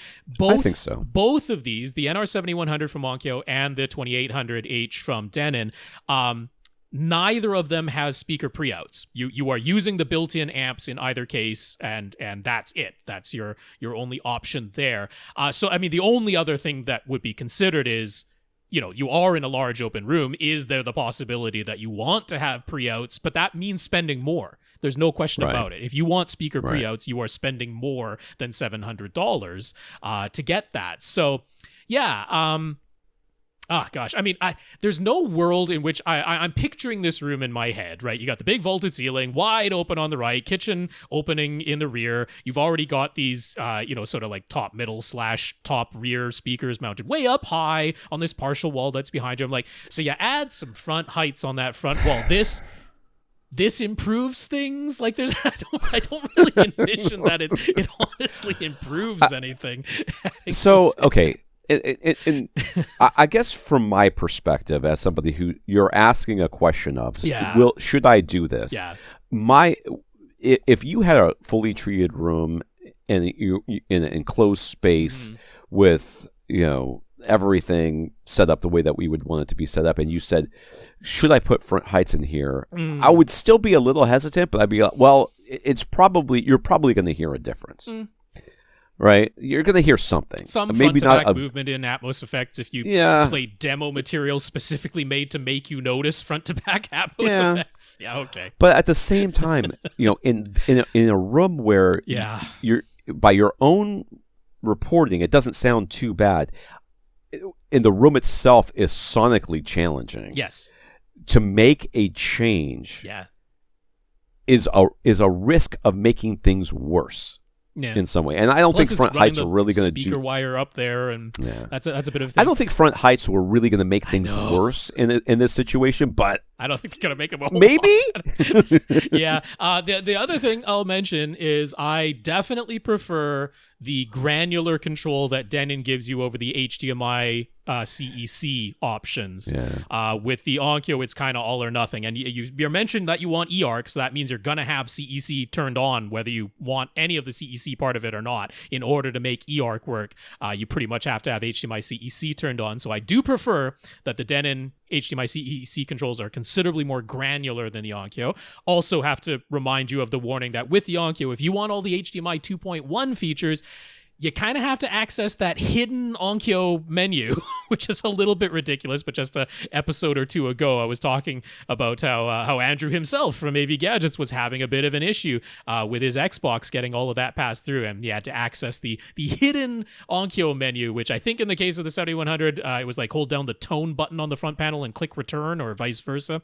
That was that button combination. You can look back an episode or two ago. We go over that exactly for specifically the 7100, but that's just a thing that you can set that, standard bandwidth versus enhanced bandwidth very easy in the user menu of the Denon, whereas it's a hidden menu on the Onkyo for some crazy reason that makes absolutely no sense. So those are some slight usability things. I personally, on this one, I would decide entirely on whether you really want that option for 9 speakers. That makes the decision in my book. I think I'll leave it at that. Okay. Yeah. All right. Where was I? Chris currently has a Denon X1300H receiver in his bedroom set up. He'll usually put on a sitcom or other comedy show at night while he's falling asleep, so he favors having some dynamic range compression so he won't be startled awake by a sudden loud sound. Mm-hmm. He's tried setting Audice's dynamic volume to high, and he would have been fine with that for when he's falling asleep. But he does watch a movie in his bedroom sometimes, and those really sounded lacking with dynamic volume set to high. Mm-hmm. So he settled on leaving the dynamic volume set to medium as a compromise. He didn't want to have to go through the menus every time to switch the dynamic volume settings. But with it set to medium, there'll sometimes still be music or an unexpected loud noise that wakes him up while he's trying to fall asleep. So dynamic volume isn't quite cutting it for him the way he has it right now. This sounds like a problem in search of a solution that you already know the solution to, but you're just too lazy to do it. But that's just my personal. Well, we're gonna get into that a little bit, yeah. On a recent AVRant episode, he heard Rob mention how he doesn't like Audeze dynamic volume very much. Actually, prefers Yamaha's dynamic volume control solution, dynamic range control solution. So maybe he should replace his Denon. His bedroom display is actually an LG 440p OLED computer monitor. Yeah. 1440p. And about the only source device he uses is an Apple TV 4K. He doesn't want to spend an arm and a leg here. So with the Yamaha from RX V4A from Accessories for Less for $300 be a good option for him, or there's something else he should get? Isn't there a dynamic range compression thing on the Apple TV 4K? Oh, I thought there was. Yeah, I believe there is. Yeah, there is a compressed dynamic range on the Apple TV 4K in the source device. But I actually have a different solution than that.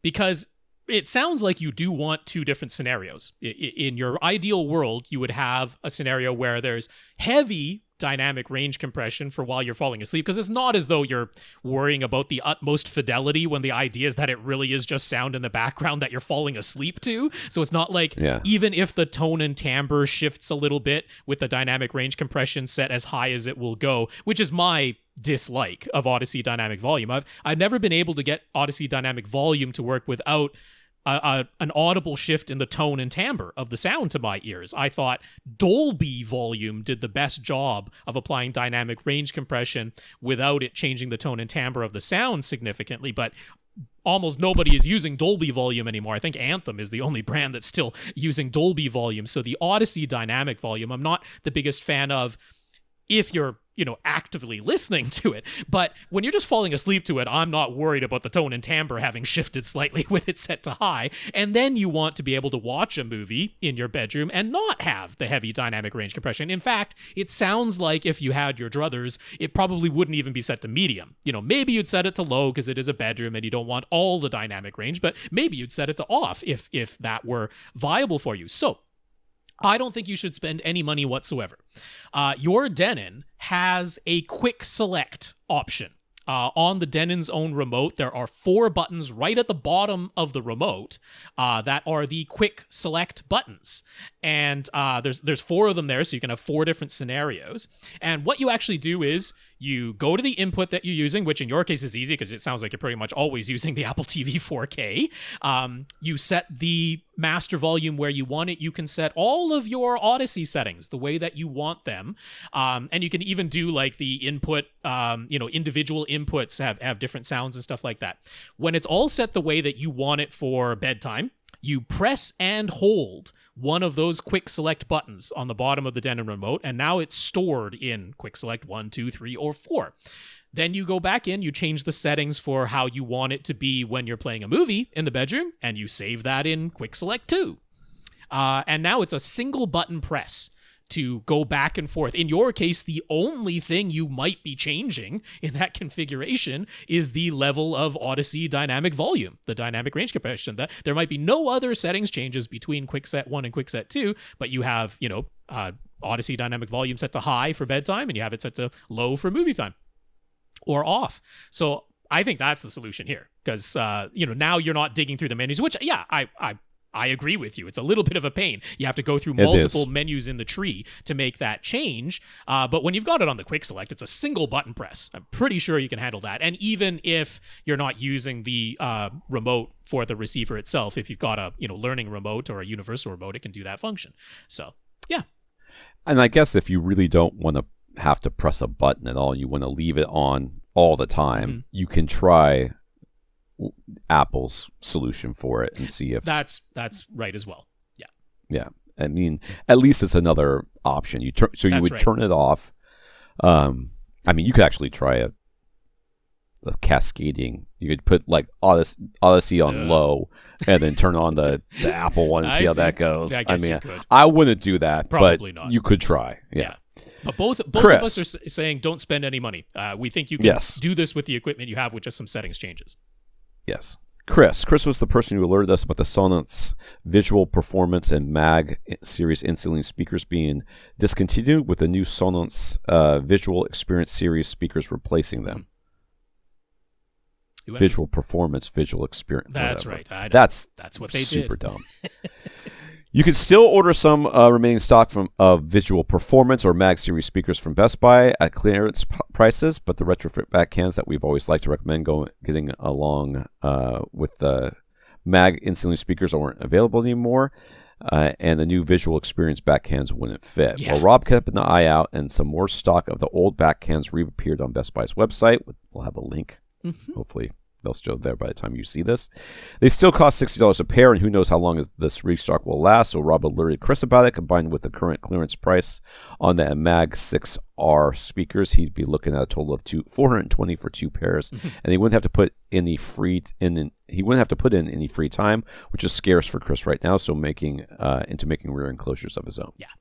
Chris was thankful for all of that, but unbeknownst to us at the time, he already put in a bunch of legwork talking with Monoprice about their in-ceiling offerings, and any solution Monoprice would cost less. So it's time to make a final decision. So the Monoprice caliber in-ceiling speakers are $70 a pair, which is a ludicrous price. Not expensive. $35 a pop. I mean, come on. And they still have their plastic back cans available for only $17 a pair. So that's $174 for 2 pairs altogether. No need to build his own backer boxes. And these are just for Atmos, but he does have nice Paradigm Studio speakers for the floor level, so he knows Tom and Rob already disagreed a little bit about whether the Caliber series speakers would be good enough. In his case, he isn't sure, so he's already leaning towards the Monoprice Alpha series instead, so any additional thoughts there? I mean, I'm very quickly crossing over into whatever, dude. Just save the money and buy the cheapest thing on the market. And and yes, it will not be as good, but then again, it will be Atmos, and you can spend the rest of your life wondering if you had put better speakers in there, would they have sounded better? Right. And if you had spent a little bit more money, would it have been worth it? I mean, 174 to 420 is not an insignificant sum. One, yeah. Okay? So that's Monoprice caliber versus the Sonance Mag series. In both cases, you have the back cans included in those prices. But yes, that is more than double the price to go to the Sonance option. And some of you out there are going to be like, $420 is not that much money. Plus, it's a funny number. So you got all that going for it, right? So there's some of you, but you must remember in your lives when you were living on a much leaner budget, and the difference of well over double. That's right. That's a lot of money for people, and I understand that. And so here's where I kind of land on this. Okay, I hate regret. I hate regret more than I hate being poor, and the question you're going to have to answer for yourself. Now, we can't answer it for you. The question you're going to have to answer for yourself is, how much regret am I willing to live with? Yeah. Because you will regret making this purchase, this $700. I keep wanting to say $700, $174 purchase. Sure. You will regret it because we will have told you already that those speakers are not great. Yeah. They will make sound. They sure will. And there are people who are happy with them. There is no question about that. You can see the reviews right there on Monoprice. They exist. Yeah. So you will already have some level of concern about whether or not this was a good purchase. Yeah. How long before you get to the point where you're like, I wish I had never done this? Because that's where you will be. You will be there at some point. Sure. We have all made these purchases where we are like, I'll give you an example from my own life that's kind of recent, is bicycle computers. I bought a bicycle computer that was half the price of the Garmin. Mm-hmm. Okay. At the time, I was really concerned about spending a lot of money on a bicycle computer because, first of all, I didn't have one. I know that bicycle computers do a lot of stuff that I don't need them to do. Okay. I really just need speed and distance. Okay. I don't care about the rest of it. They have heart rate monitors. They have maps. They have they have training things on there. They have all these things that they can do. And I don't care about any of that. I care about speed, cadence, and an odometer, essentially. And you can buy really cheap bicycle computers that do that, but I kind of wanted something a little bit nicer because I wanted to upload to Strava and all these other things together. So I bought the cheaper one. Almost immediately regretted it. Not because it wasn't doing what I asked it to do. It did. It was just clunkier. Yep. Right? And it was harder to navigate, and it was harder to make, it constantly would, it didn't have the configurations I wanted. Like with the Garmin, you can change the minimum speed where it kicks in. So with this one, it would kick in at like 4 miles an hour, which is ludicrous. That's walking speed. I accidentally moved my bike a little bit, and it would say, oh, it would start recording for the next, 30 to 60 seconds, which would kill my average speed. It drove me nuts. With the Garmin, you're like, don't kick in until 8 miles an hour. Don't kick in until 10 miles an hour. Anything below that is considered off. And it would disconnect from Strava all the time, and it was hard to get it to connect. It was sort of this whole thing. And then a friend of mine gave me his old Garmin because he upgraded. And I was like, oh my God, this is so much better. This is so much better. And would it have been worth it to me to spend the extra double? And it's actually similar in price here. I think the cycling computer I got was about $200, and the one I wanted was $400. With all the little gadgets, all the little sensors and stuff that I wanted. Would it have been worth it to me to spend that $400? I don't know, because I know once I found out what $200 gave me, I was like, man, I wish I would have spent the $400. Sure. And that's where you're going to have to answer a question that we can't answer for you. How long before you go, geez, I don't think these speakers sound very good. And I think that my Atmos I don't enjoy my Atmos because of the speakers. Yeah. And then you'll have to put on other speakers and go, yeah, I still don't enjoy it so much. This was the reason why I always found the Monoprice Alpha series such an easy recommendation, because that was going to be like a $60 to $70 difference, not a more than doubling of price, a $60 to $70 difference. And my personal take is, with the Alpha series speakers working as Atmos speakers, it was like, I don't know too many people who are ever disappointed by that. I mean, I'm sure there's somebody out there who's ultra critical and was disappointed, but there's going to be that. But it was like, I feel very confident recommending the Alpha series speakers, whereas the Calibers was like, if you came back and said I'm a little disappointed with them, I'd be like, yeah, that makes sense. Like that's just my feeling between those two series. And the price gap to me was so reasonable that I found it very easy to say, this is a case where I think it's worth spending the extra $60 or $70 to get the Alpha series. Now, that was when the Alpha series metal back cans were readily available. So it was all apples to apples. You had speakers and back cans in all three instances when those Alpha series back cans were still available. And you had this Caliber at the low end. You had the Sonance at the, I mean, we're calling it high end in this example, but there are way more expensive in-ceiling speakers. But then this Alpha series that landed in the middle and actually closer to the low end price than the high end price. And I thought the performance difference between Alpha and Caliber was so easy to that it made it super easy to get over that price hurdle. So I land at the Alpha series, but I still want a rear enclosure, and that's getting into our next question. Okay. So as mentioned, he was already leaning towards the Alpha series. Each of those costs, each pair of those costs $100. But as we previously mentioned, Monoprice isn't selling the metal back cans that fit them at all anymore. So he called them up again and told them, they told him that the rear enclosures are not necessary for them, and they've been designed to sound good with their backs open unless a building fire code requires them to have covers. So naturally, you have to comply with that. Chris found that a bit of an interesting response. I don't find it interesting at all. I find it exactly what I would expect him to say. Sure. But he is mainly worried about sound being transmitted to the floor above, so he put in some more legwork of his own. He looked up the Thiel small parameters of the 6.5-inch Alpha series woofers, and according to those, the most linear frequency response ought to be achieved with a sealed enclosure with a 1.5 cubic foot internal volume. Mm-hmm. My dude, the amount of research you've done, you could have built the back cans. That's where now. We're landing at, yeah. Yeah, I mean, if you would spend less time on the internet staring at your screen, clicking on things, and more time with a hammer. I would have told you to build a 1 cubic foot enclosure, which would have meant you would have had a slight non-linearity in the base, but as soon as you applied your crossover to the subwoofer, that would be ameliorated. Yeah.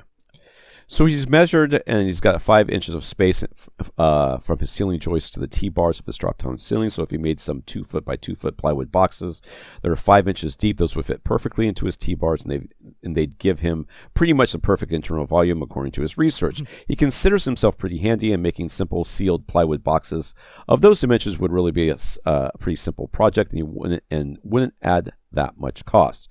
So all in all, does that seem like the best way to go here? It's definitely his front runner. Sure. I give a thumbs up to that, because I mean the whole thing was we were trying to avoid the time and that, but he's like, you know what, that's a very simple plywood box, and it is. I would caution you, glue it and seal the edges, because we don't want any weird squeaking sound escaping from a little hole in the edges that you make. If you just nail together some plywood, you're going to have some air escaping out of the seams. So seal the seams. Fill that box with some polyester fill, Dacron film, just like you would inside of a speaker cabinet, and that's about it. I'd be very happy with those rear enclosures. Yeah, I think so too. Yeah. So he's still a bit concerned about the added weight of the plywood enclosures, plus the speakers themselves being held up by just the T-bars of his ceiling.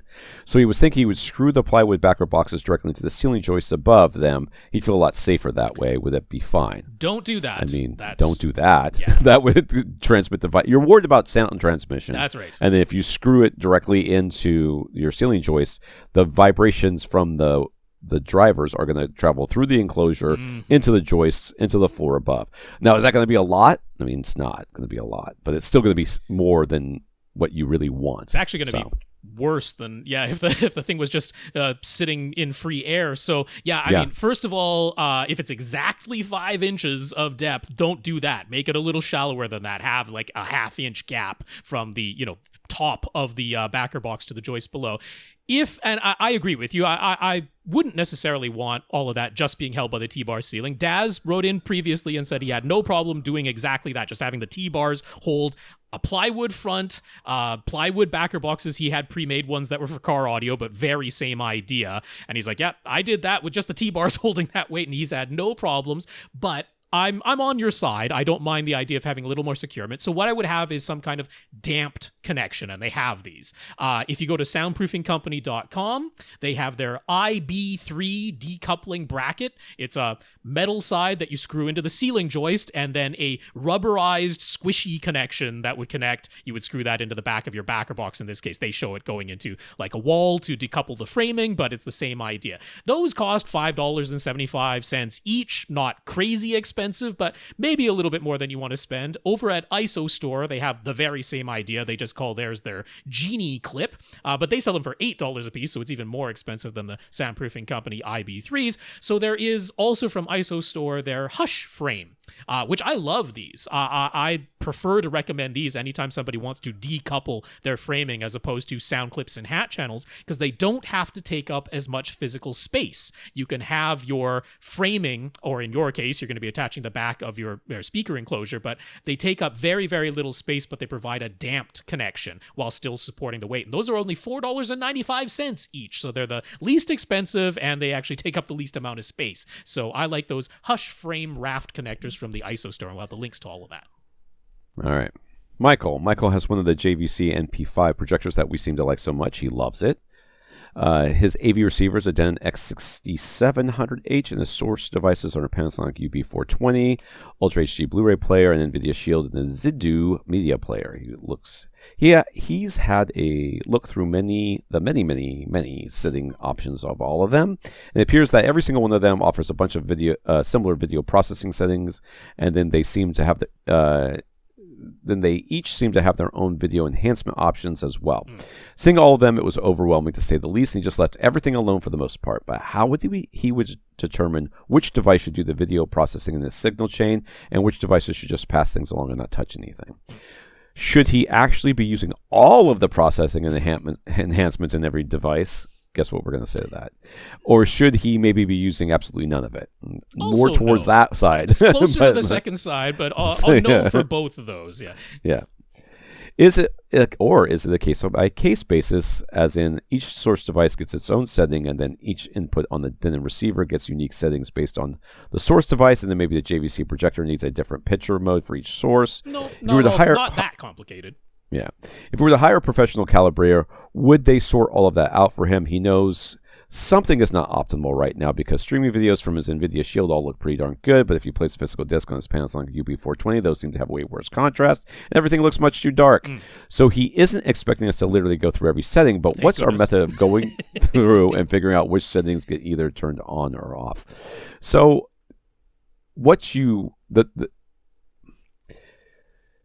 generally speaking, what you want to do is make sure that the source is sending out things as unadulterated as possible in the correct native format in which it is being streamed or presented. Signal in, signal out. Don't let the source device tamper with it too much. Normally, that's the general advice.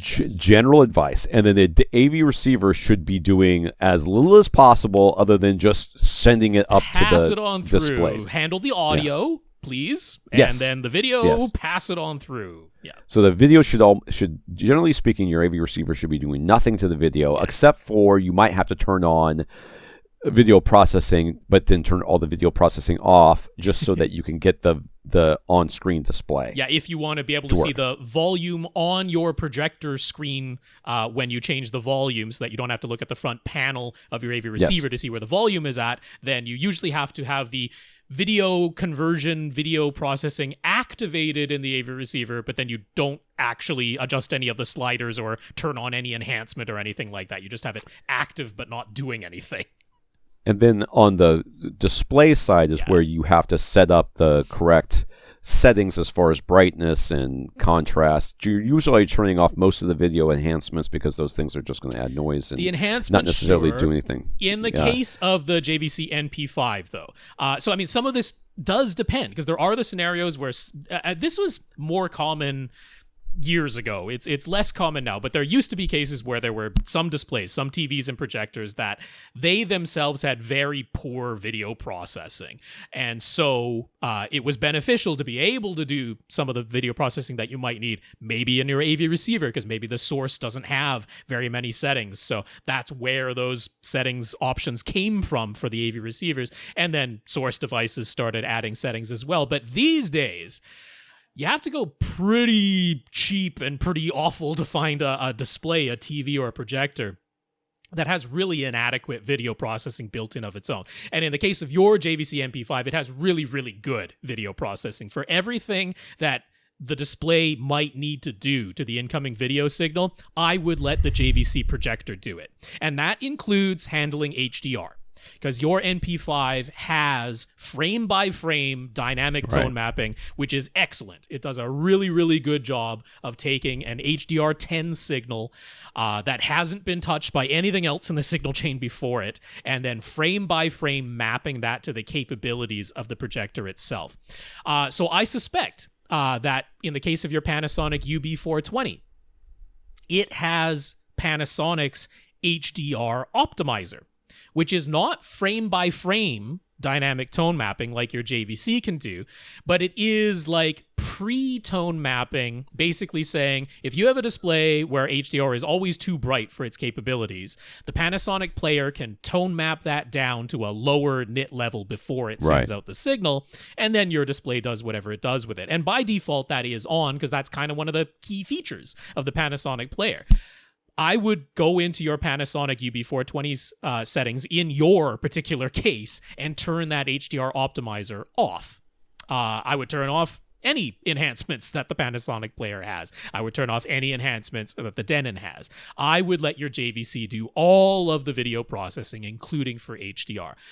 So that being the case, if you were thinking you were going to hire a professional calibrator anyway to, perfect the colors and everything on your projector, that is one where because I don't want a blanket statement say that a professional calibrator is always going to get everything correct, because they have to charge you more if they're tuning up more devices. And some calibrators are eager to do that and, hopefully let you know beforehand what the price will be for them to do that extra work. But some calibrators are there to calibrate the display, and that's all they're going to do. And they're not going to spend time doing other devices in the signal chain. So it's not a blanket statement that it's like, hire a professional calibrator, you're guaranteed.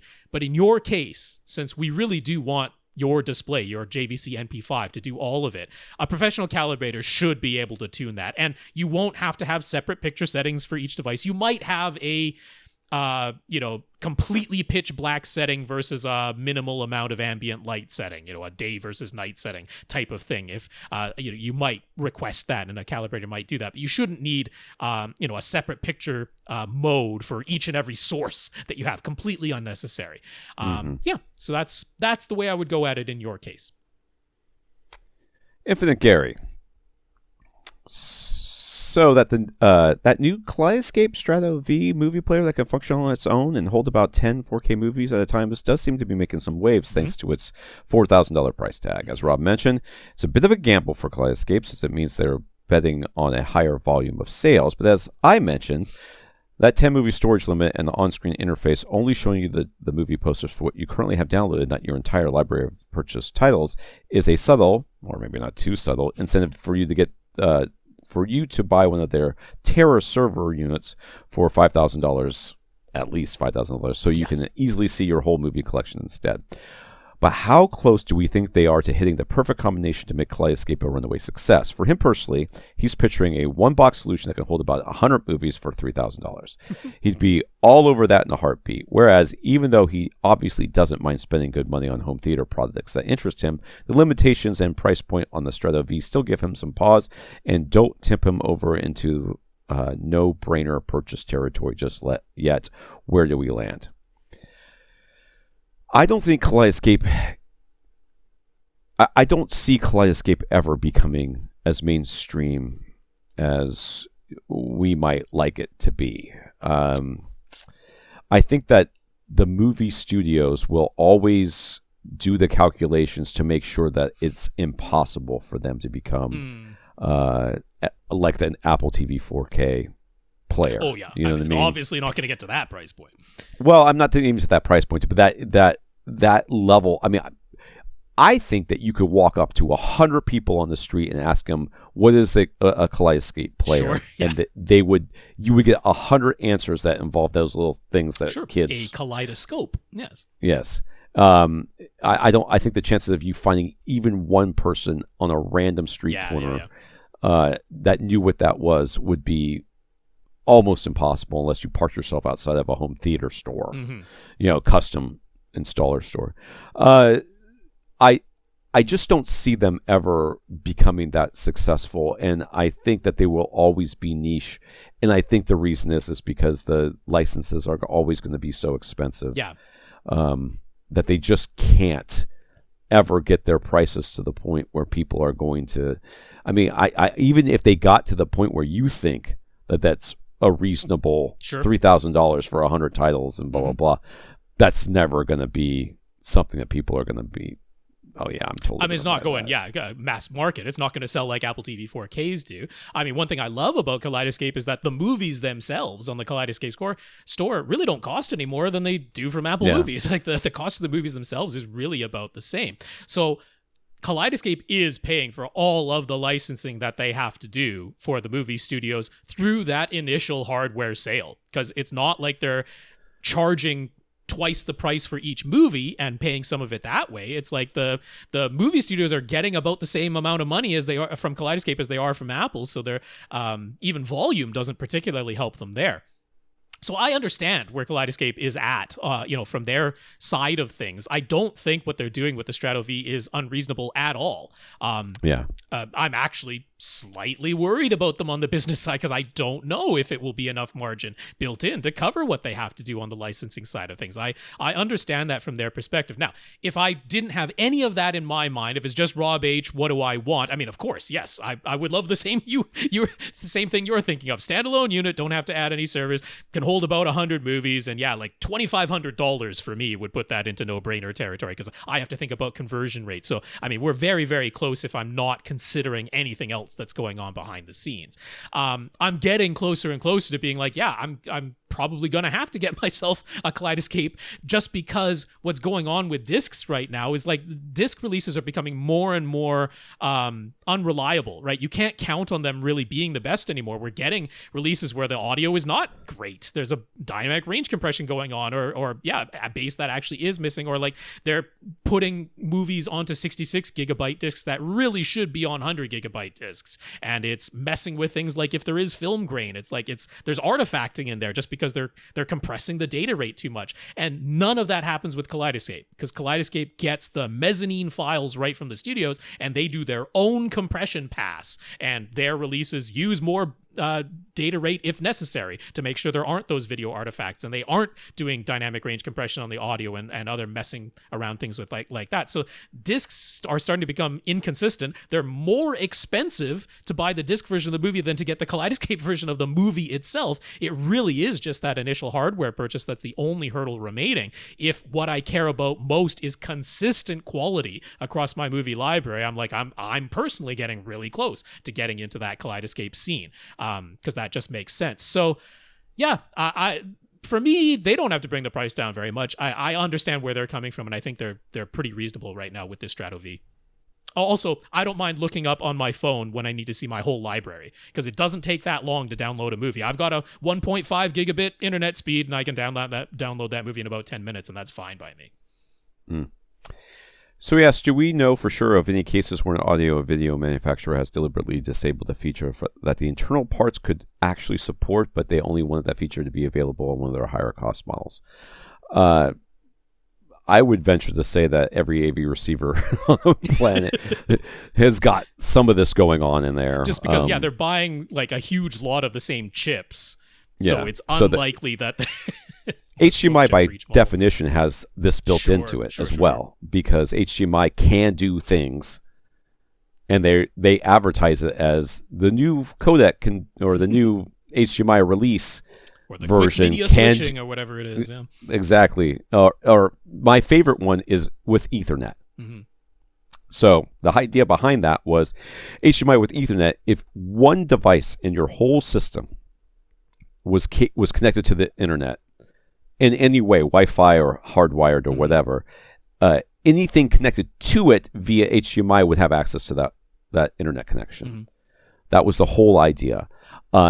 Almost, I think I could find like 2 total products that ever enabled that. Yeah. It was the chipset is still capable of doing it. In fact, they use that. Sometimes they'll say, in order to have this one feature, you need a cable that has with Ethernet capable. Because if not, then it's not the right. It doesn't have the right connections or whatever it is in there. Yeah.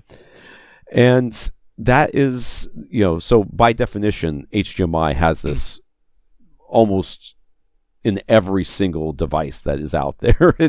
There's things that it can technically be capable of doing that it doesn't do because they never enabled it or because they decided not to support it. Yeah, we've certainly seen in like multiple cell phones where, the lower end model, like one of the radios is just turned off on the chip. And then on the higher end model, that radio is turned back on. In the current Apple TV 4K, the lower price model that doesn't have an Ethernet jack, it's Wi-Fi only, but Thread is not active on that, the home automation standard. You get the more expensive model that has the Ethernet jack and the Thread radio is turned on. But they don't have different chips inside of those 2 different Apple TV 4K models. They just turned on the Thread radio in one of them and not in the other. But it costs you more to have that Thread radio active. So yeah, stuff like that is the concrete example. Sure. John is strongly considering getting some of Monoprice's entry-level monolith Audition series speakers. The series offers 2 bookshelf models, the B4, $100 each, and the B5, $125 each, and 2 center models. The C4, which is $130 but on sale for $110, and the C5, which is $160. They all use the same silk dome tweeter and the circular waveguide, and as the simple model numbers suggest, they either use a 4-inch or a 5.25-inch woofer. 1 woofer in the bookshelf models, 2 woofers, one on either side of the tweeter for the center model. Somewhat interestingly, in Monoprice's own specs, they are all listed as having the same power handling. It's 150 watts max, except for the smallest B4 bookshelf, which is rated at 130 watts max. And the bookshelf models are spec'd as having deeper bass extension than the center speaker models, even though they have only 1 woofer versus 2. But the center models are spec'd as having higher sensitivity than the bookshelf models. John was thinking he'd like to have the highest output capabilities for his front speakers. So is there anything about the C5 center speaker model that would make it a bad idea to stand vertically and use as a tall bookshelf speaker in that way? I mean, other than looking weird. Well, not really. I mean, it just looks like a Dapolito speaker, woofer, tweeter, woofer standing up. Yeah. Is that what it is? That's all it is. I have to click on this thing. Would the B5 bookshelf model somehow be better performance-wise? Usually, the bookshelf, I mean, are any of these ported? Because I feel like that's they're all the ported. Difference is. Yeah, every single one of them they're all is ported. Yeah. Even the center speakers. Yeah, the center speakers. And the center speakers have dual ports on the back, 1 port right behind each woofer that's going on there, and then there's just a rear enclosure on the tweeter because it's just a regular tweeter. So that's all that's going on there. There's nothing about the design of the Audition C-Series center speakers that precludes them from being used vertically. They're absolutely going to work fine vertically. The waveguide on it is perfectly circular, so it's not as though there's some weird dispersion pattern that they're doing where it's, wider than it is tall or vice versa or anything like that. Even dispersion coming out of that tweeter. And yeah, you just get, power handling is the same across all of them, but thanks to that extra woofer, you get a little bit more output in the upper bass and the lower mid-range versus the bookshelf model. And yeah, there's no reason that you can't use that center speaker vertically. We're totally fine. Yeah. I mean, sometimes they'll look funny, but this one, I'm just looking at it, it looks fine. Absolutely. Yeah, it just looks like a tall bookshelf speaker. So it would be a tall bookshelf speaker. You get 3 of them. That's right. You have matched whatever. Ari has a ELAC Unify UC5 center speaker. He has some built-in shelf space directly below his TV, where his TV is wall mounted. So the center speaker lives inside the shelf directly below the TV. And we have a picture of it here. Yep. It's very tight top to bottom, but it has a little space on the sides. And it looks like it has a little space around the corner to the left. That's going to get mentioned. We're going to mention that.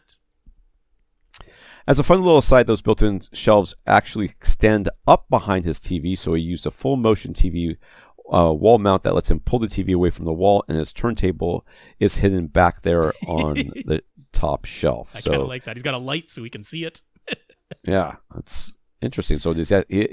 Oh, it's a full motion. He's actually pulled the TV to the side. That's right. I thought he removed the TV. Nope. This is an interesting picture. Okay. Yeah. And so since we no doubt spotted his compact subwoofer in the front right corner, I did not. I wasn't looking for it, but there it is. Yes.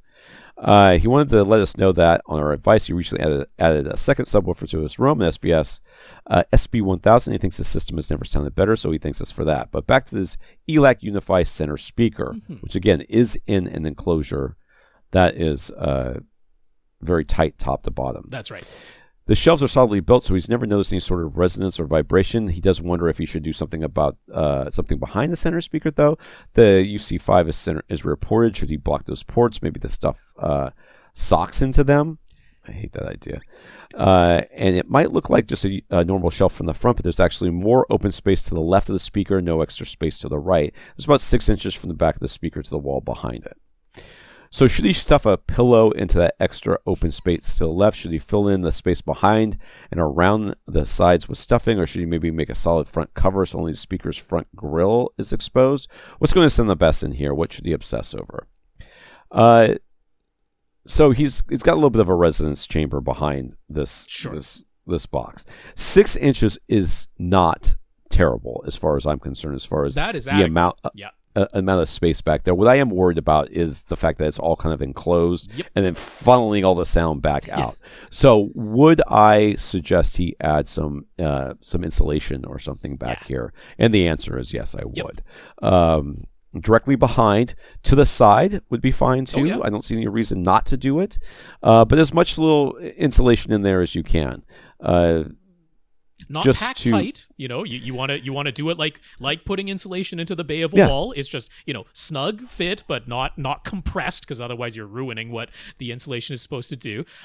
Don't stuff the ports. Don't put socks into them. Those ELAC Unify speakers, they don't come with optional port plugs. They don't have a switch to switch them from sealed mode to ported mode.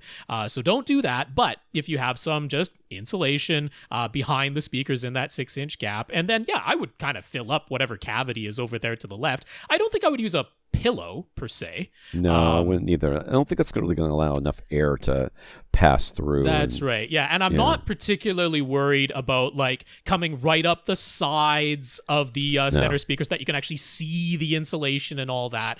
Not unless you're maybe going to put an acoustically transparent cloth over it or something like that visually. But I would probably just you can probably find somewhere in your neighborhood a couple scrap pieces of rock wool, because that tucked into the back and into that non-visible cavity over to the side, it's never going to move because the rock wool is quite sturdy, and you're not going to notice just a 4-inch layer of it along the wall that's way back there, recessed in there. I would just have something like that, just a couple of bats of rock wool insulation, and fill up that cavity.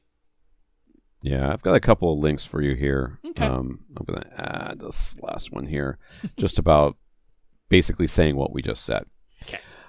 John has the newest Apple TV 4K streaming box. It's working perfectly for streaming video services, but he also uses the Apple Music app, and that's having an annoying issue. He will start playing songs, and it'll be working fine for 10 or 20 songs or so, but then it just freezes or the whole app crashes. And when you looked up the issue using the Apple support, the only thing that suggested was resetting the Apple TV 4K. That does get the Apple Music app functioning again, but the same thing always happens. So that's annoying and not a permanent fix. He came across mentions that this can happen when the cache is full, or that there can be problems playing playlists with more than 2,000 tracks in them. Those things don't seem to apply in his case. Any ideas? Is there a setting he needs to change, or something else that he can do that will prevent these freezes and crashes from always happening? I have no clue. Yeah, I came across some folks who... Now, I can't guarantee that this is any sort of permanent fix, but it does seem to be the cause of this issue. After the most recent Apple TV OS update, there are some new terms of service for you to agree to. And those are supposed to show up immediately after your Apple TV 4K performs its OS update.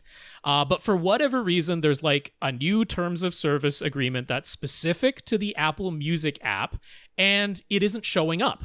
the first time that you close down the app and open it again, those new terms of service are supposed to appear so that you can click OK, but they don't. There's some little glitch in the programming.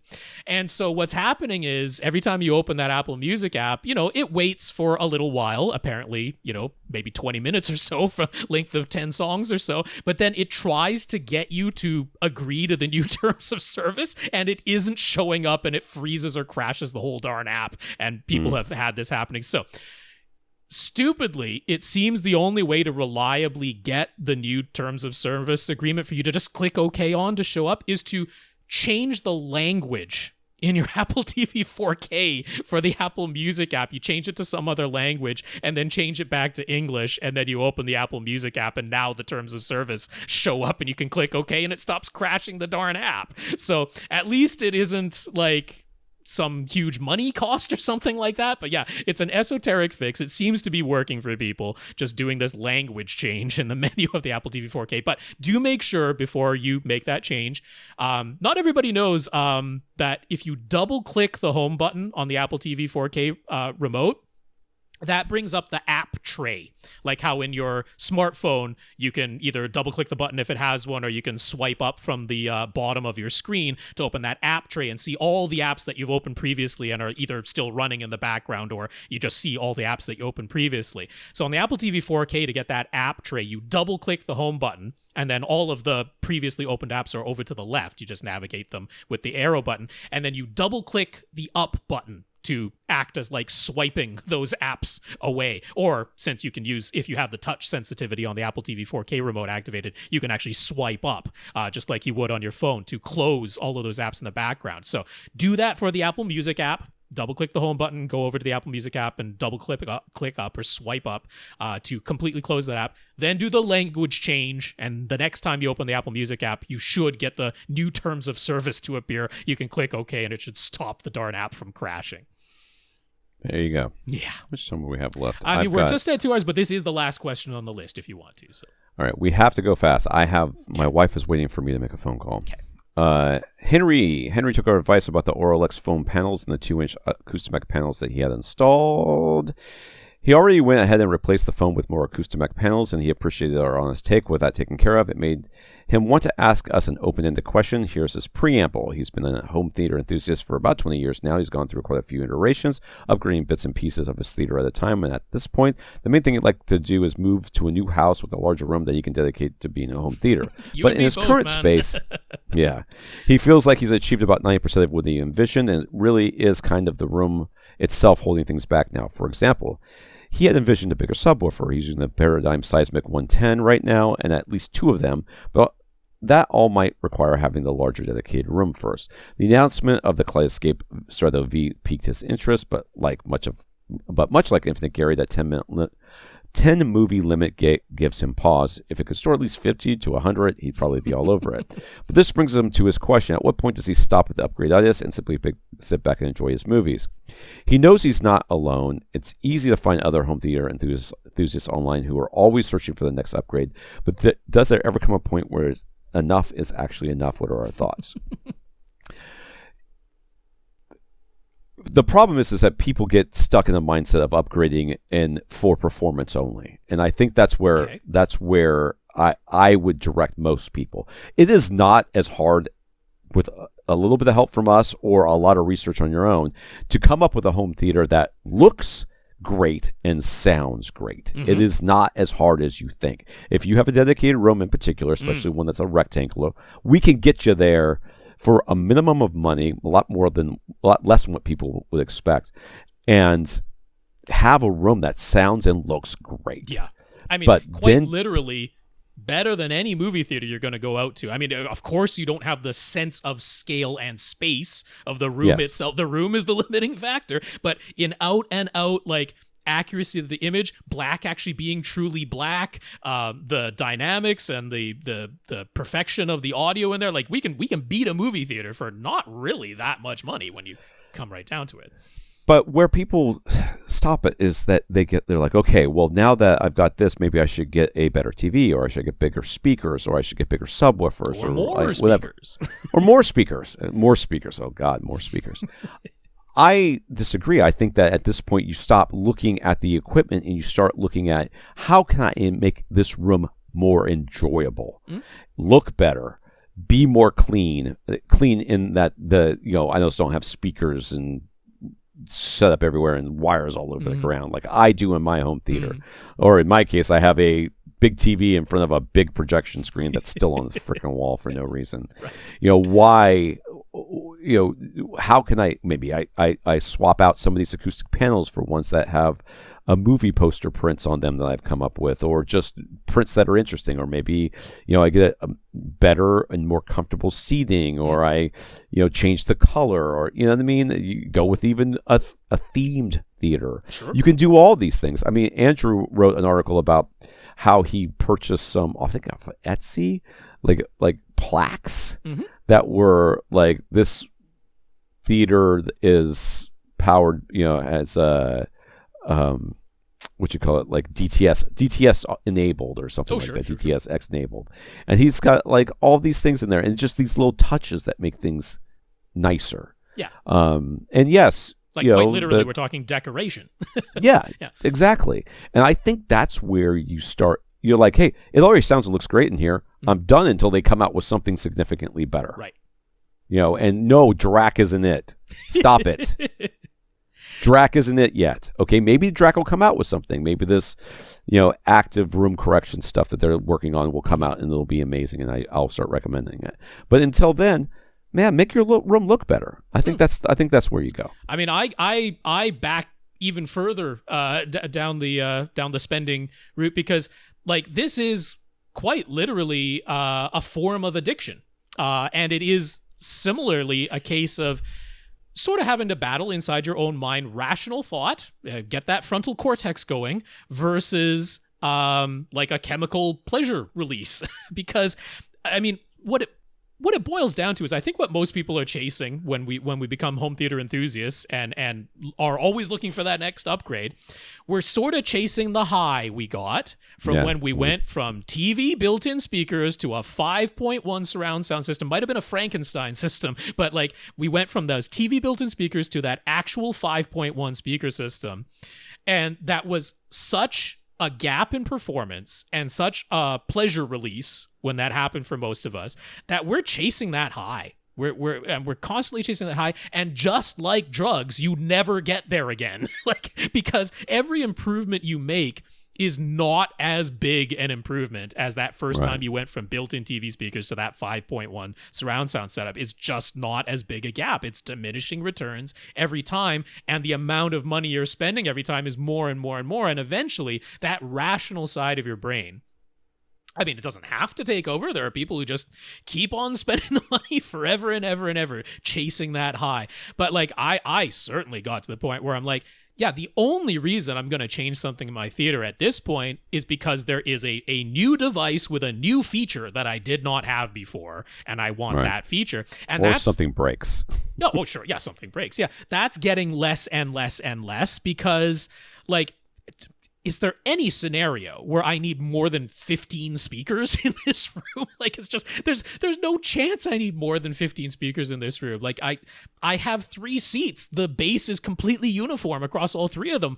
Do I need 18 subwoofers to, like, there isn't anything. That rational side of my brain, for me, has to take over and just go, no, I'm chasing, at that point, I would only be chasing a high that doesn't exist anymore. It only exists in my imagination and isn't there. So I'm at the point now where it's like, yeah, there has to be a real, genuine feature difference for me to consider. This is the man who bought, matching raw ribbon tweeters all around this home theater, and an ATI amp that he absolutely did not need. Once, Oh yeah, oh no, of course I'm right there with it. I'm an enthusiast, and I did all the crazy stuff. But like, I've gotten to that where I'm like, no, there's no amount of money I could spend that's going to make a performance difference at this point. So yeah, it is. I don't have room for decoration in my tiny room, so even that part doesn't apply to me. But yeah, something like that Strato V player, it's like that. That is giving me features that I don't currently have. Part of it in the form of out-and-out performance, even versus physical discs, and then the convenience over physical discs. And like, so that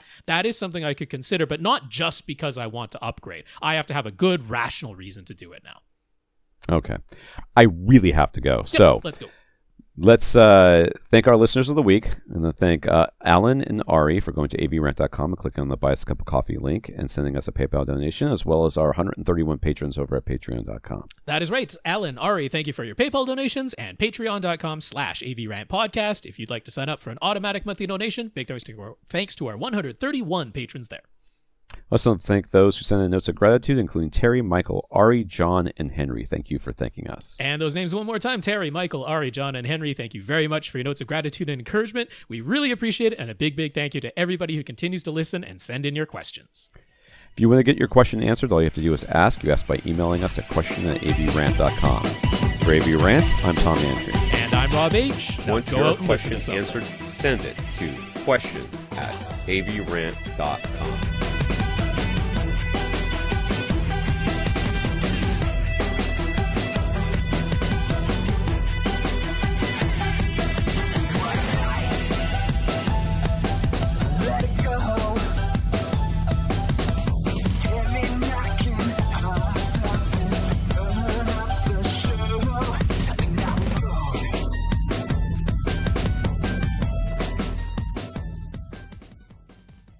This is AVRant. Now go out and listen to something.